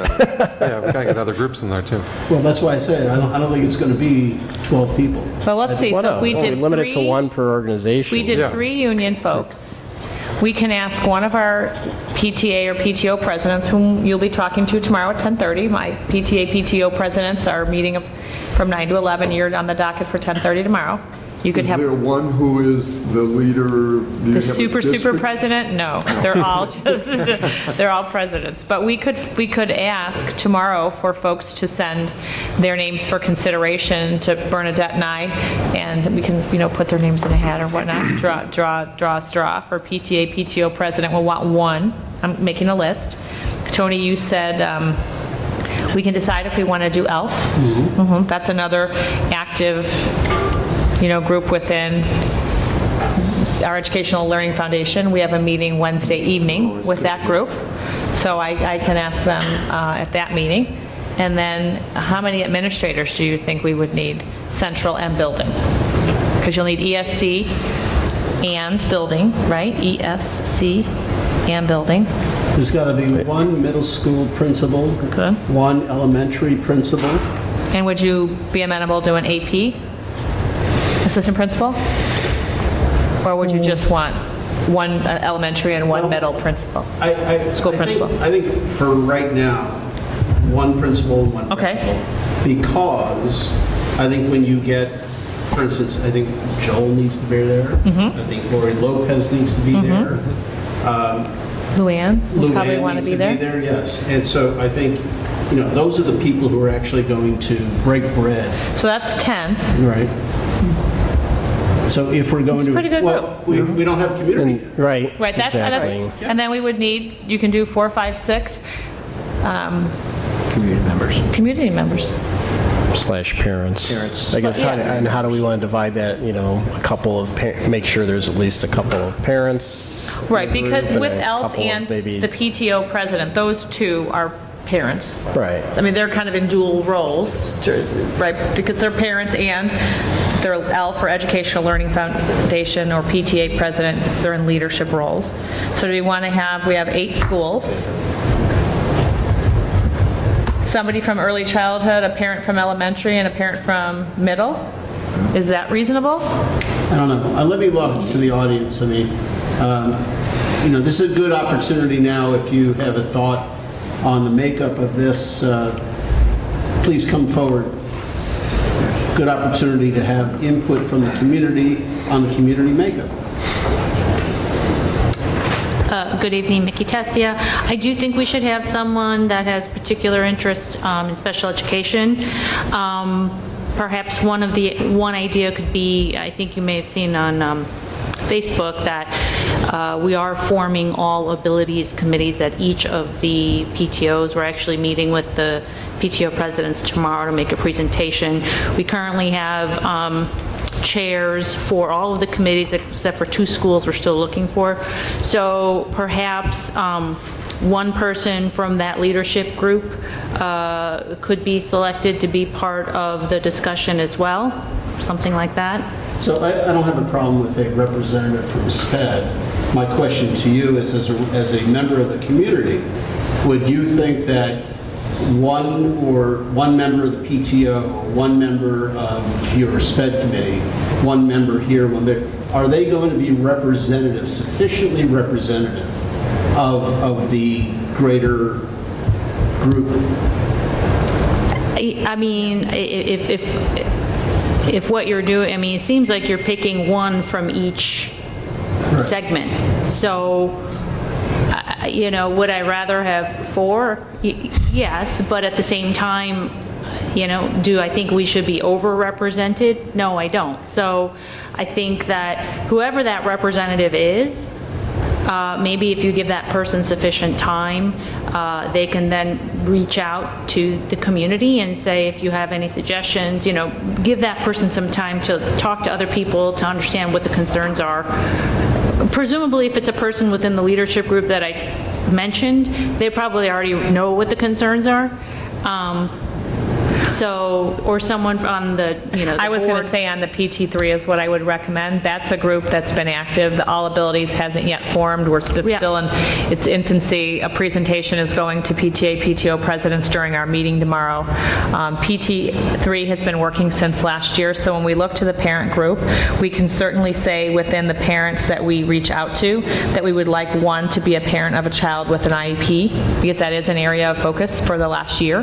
That makes perfect sense to me, Mickey, so we can do that. The number, I guess, is the bigger thing, 3 or 4 parents, and just making sure that at least one of them has a student with an IEP, so they have that lens at the table. Okay. Does that seem? Thanks. So I'll put that down. And then just how many, we're at 10, if we did 4 parents and 3 or so community members, then we're at 17, plus our observers, if anywhere between up to 6 will be observing. Harry's making a little nervous face, so. I mean, you're going to have, even though they may not be asking the questions, I'm assuming a number of these people who are running for the board are also parents and/or community members. So They're all parents. I'm not sure you need so many others beyond, the kind of representation that this lady just talked about and the other ones that you've already talked And as a about. board, they are representing the I'm not sure you community. need that many beyond, that you would need 4 and 3 in addition to that 10. You might be able to, maybe 4 more, so that you got to 14 altogether. So can you run down the Sure. list? What you have? So we have 3 leaders, PREA, PRTAA, and SSC. Those are our unions. 1 of the PTA presidents, 1 member of ELF. That's 5. 3 ESC leaders, and 2 building principals, 1 at the Cape representing K-5, 1 representing 6-8. That's 10. And then where we left off was how many parents versus community members. And I'm hearing Harry say maybe another 4 total. So do you want to do 3 parents and 1 community member, 2 and 2? Well, It's what for you to decide. I still can't cut the pie that much, so I would go to 16 and have 4 and 2. 2 community members and 4 parents. Okay. And of those 4 parents, obviously, somebody should have a EC, K-5, 6-8. broken up in SPED with some representation of SPED. Okay, and by and large, a lot of our parents of our children that are at EC, the kids are through Child Find, they're here, or they already have an IEP, or they have an ED specification because they're young and they may wind up with an IEP as they transition from EC to elementary. But I would Okay. you're going to have 4 parents. Yep. So maybe 2 and 2. 2 SPED, 2 non-SPED. Right, so that would be like my EC and SPED, and then K-5 and 6-8. Okay, and then 2 community, and that's 16. Is everybody okay with that makeup? So what's the reality of how this works? So there's 16 people sitting at a table, and there's 1 candidate, and you give an hour or whatever. I mean, so At least do an hour and 15. so what is that? That gives each person a chance to ask a question and get a 3-minute response then. Approximately. Okay, so I'm just trying to envision the See the big, framework. yeah. So, and just so that people would understand that's what it looks like. It worked well, and it went pretty smooth, It did. Dr. Frost. I would agree. And again, the potential candidates are sitting in our chairs somewhere. Okay. With elements at the table. Right, correct. It'll be like the gallery. My only concern is that this is a higher level than Dr. Frost. I mean, that was an important It was. choice, Very. but this is as important, if not more so. And what is the process by which we're going to pick community members? How are they going to volunteer for that, or? How have you done that before? Willing to listen to... I would say when we advertise for the survey, at that time, we can add, so it's one publication, and all the ways we discussed with you that we will blast this out in terms of the opening and the process. We can also include a line or two about, and if you're interested in being considered to service on these days and times, to let us know. And we can designate Joel or Bernadette or whomever, me or... Seems like a good idea. Okay. And let everybody know that there's a limited number of applicants. Yes. So it's not 55 people that, right? You were talking about putting that on the survey? Mm-hmm. But the survey's anonymous, right? The communication about the whole process. Oh, okay. And then we can have a link to if you're interested in being Okay, considered. thank you. Yeah. Thank you. And then while we're talking about that communication, can I just confirm the times? Because we've adjusted the proposed times from school exec. I just want to make sure we're accurate, because we'll get on this first thing tomorrow morning. The stakeholder committee interviews, I heard the board say they'd like to move those to a start time at 4 until 5. Then we will do board review and... I think now 5:15. To 5:15. Right. Okay. Then board reviews the committee's feedback from 5:30 to 6.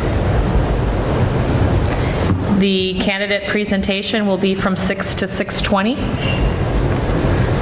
The candidate and board dinner will be from 6:30 to 7:15. With a potential break in there, that a few extra minutes is if anyone has to powder their nose until they go to the final rotation, which will be from 7:15 until 8:30. The board interviews the candidate one more time. And Gary and Harry, just to make sure, you had 6:45 to 8 because you want an hour and 15 minutes, is that correct? So if I'm starting at... 15 minutes for the final interview? Yes. Okay, then I think as long as that works for the board, I followed the same chunks of time, but just shifted the time windows. 11th and the 12th, yes. Yes?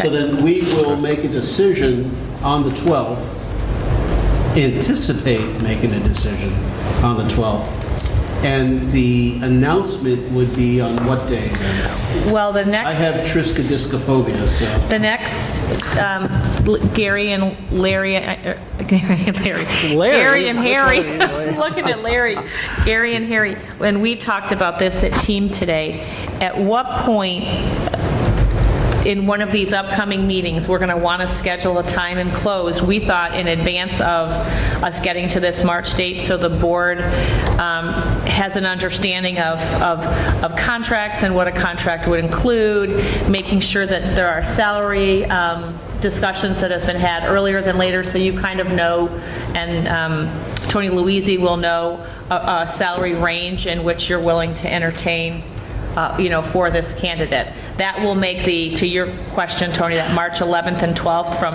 after the 12th, that'll make that process go smoother and faster, because you won't have to have another meeting about, well, how much are we going to offer, and what if they counter, and what are we going to include, and what are we not going to include.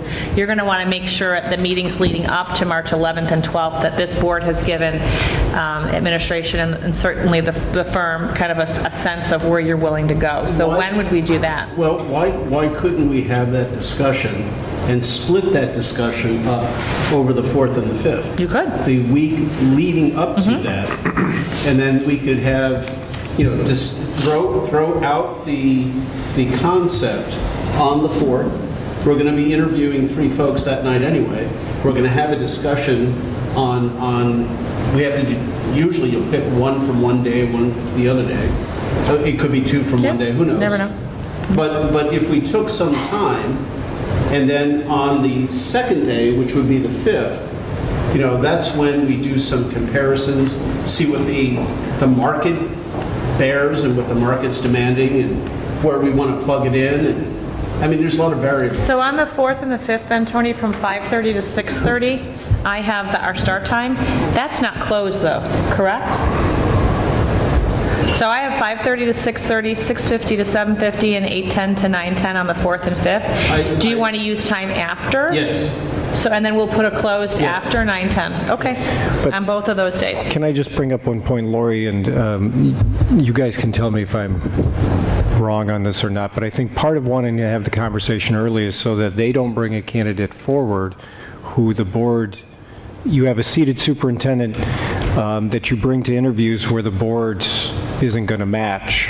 And so I thought part of the conversation of prepping and having conversations about that prior to that is so you're not bringing somebody forward who automatically the board would not match that If individual their salary is a hurdle, do you throw them into the process? I think that that's something, you're absolutely right, Joel, but you can certainly look at it two ways, right? You could have that discussion beforehand, and you have a drop-dead number, right? Anybody who wants over a certain amount, they're out of our price range.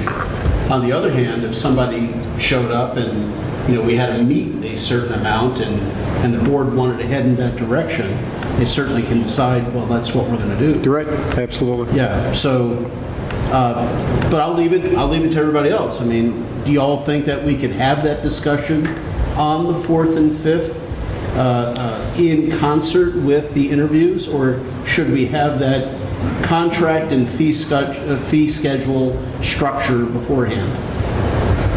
I personally think we can do it on the 4th and 5th, but... Yeah, I'm good with it. All right, Fred? Okay. Fine by me. All right, Rick, are you okay? I think he jumped off. He had a client. He was texting with me. Oh. He had to jump off. All right.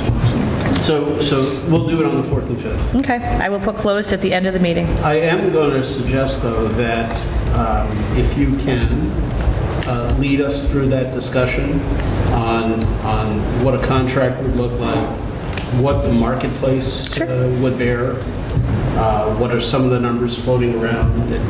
I can bring you the district I will be moving to in July found helpful was my first contract and my final in district to see where I started at over 5 years, where it morphed. Mm-hmm. All right. Okay, I can bring you both. And then I can do some quadrant. Now that's going to vary depending on if you're getting an assistant soup versus somebody seated, but I can give you the quartile info at that point as well. Okay. Lori, has North Cook done their salary schedule? Not yet. It's in the works. We've all submitted our data. I didn't have last year's. I do. Have it printed out.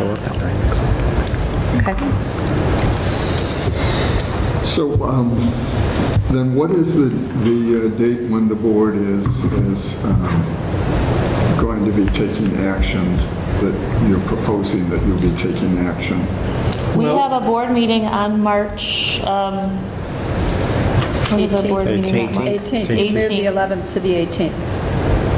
So we'll do the interview on the 12th, the 11th and 12th, make a determination on the 12th, and the official vote would take place on the 18th. I guess by that point in time, it pretty much gets public. And if for some reason, honestly, you were still in negotiations at that point, you could yeah. always schedule, it's happened in the past that you've had, you just schedule a special meeting at a later Right. date. Worst case scenario. Yeah. Yep. Hopefully there won't be any hangers. But agreed. Okay. So I think we've pretty much crunched it. We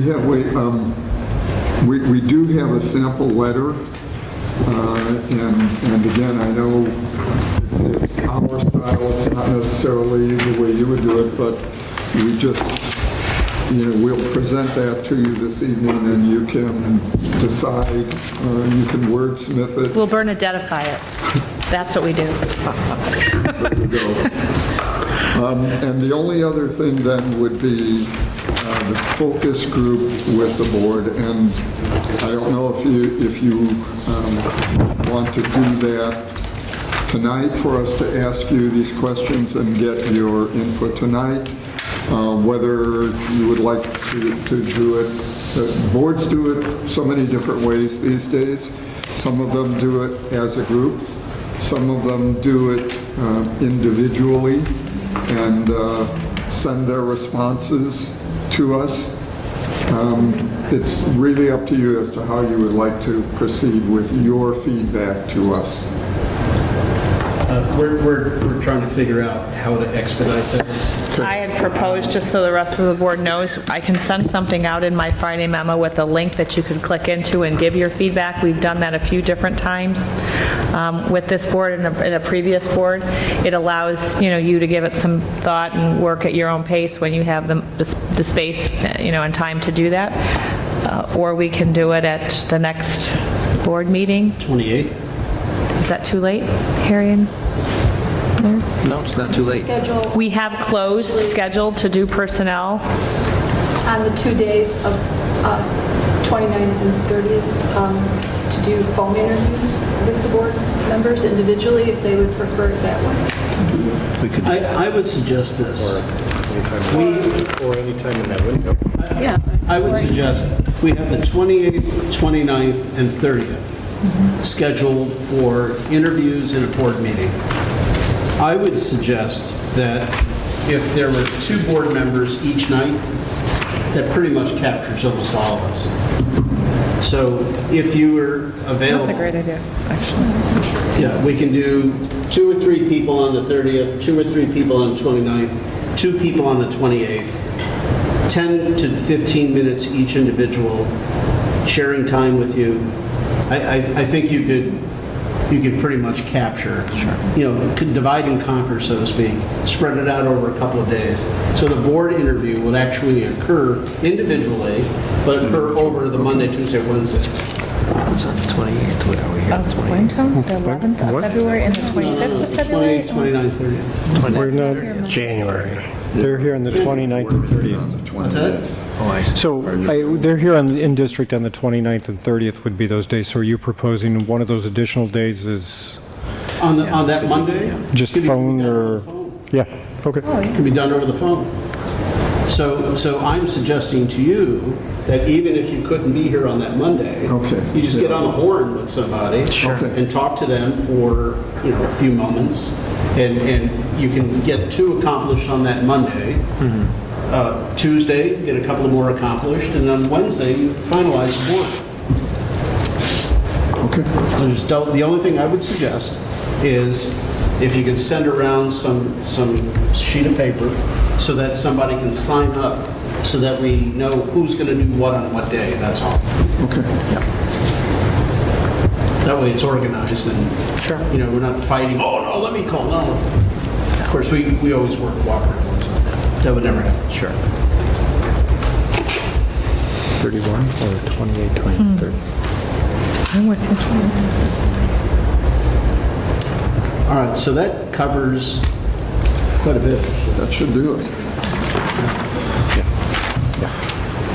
And then, one thing though, actually it leads to something Harry just said. I mean, so if we decided on that Tuesday evening whom, and we make an offer, so that would provide us with the Wednesday, Thursday, Friday, potentially the weekend to go over to wait for acceptance. I'm sure they're going to want to review the contract with their attorney and everything else. We do likewise, Joe. We asked Tony Boise to take a look at it. Yeah, Tony's the one who crafts the contract for us, yes. Yeah. And we'd be ready to go that evening. I mean, my goal is that if we're picking somebody, we pretty much know where they're going to come in and where they're going to land at. So we would make an offer that would be... Yeah, I think the specifics of the benefits are usually in place for the initial offer. It's just a matter of, at that point, the initial offer by the board. And it's that salary range that you need to give Tony a range, so when he puts a number down, and you'll need to reach consensus as a board on what that initial number, will be. Once you see who your 2 finalists are, you're going to know what their current salary is. And that's why with the data that you provide us, we'll come up with that on the 4th and 5th. The other piece, if I may add, is when you're down to your 2 finalists, we actually do provide you with a sheet that has all of the salary and benefits of those candidates, so you know where they are as of current, so that you've got something to work from. Yeah, I would imagine nobody is willing to take a step back. Nope. So we'll bring a copy of what Gary's talking about on the 25th when we meet with you. Okay. Anything else to add? Before we break, if we, Jill and I would like to ask that, everybody else, once we're finished with this, we would like to spend a few minutes in going to close. We have something we'd like to share with you. Yeah, You told them? we're Okay. gonna do that. Thanks. Yeah. So, to both of you, thank you for coming. And Thank you. Thank you for participating in this Yeah. ramped-up, accelerated process. Thank great. you. Yeah. We'll do fine. 5-minute break. Yeah. Great. So, per the request, why don't we take 5? Could we go to closed first? Go to close first? No, we're going to take a break and then go to close. Right, but could you take the motion to Then go she into can, closed? they can Then she leave. can go. They can leave. so you- Okay. Then the audience, everyone could leave. Okay. So, all right, so I propose we'll take a break, but we're going to come back and go into closed session for 5 Illinois Compiled Statute 122C1 to discuss an employee employment issue. I made the motion, is there a second? Second. Larry's got the second, starting with Bob. Yes. Yes. Yes, Yes. Yes. Yes. okay. Wait, Rick. He's gone. Oh, he's gone, okay. So we will take 5 minutes and come back, and we'll start our closed session. Thank you. Link. You don't have.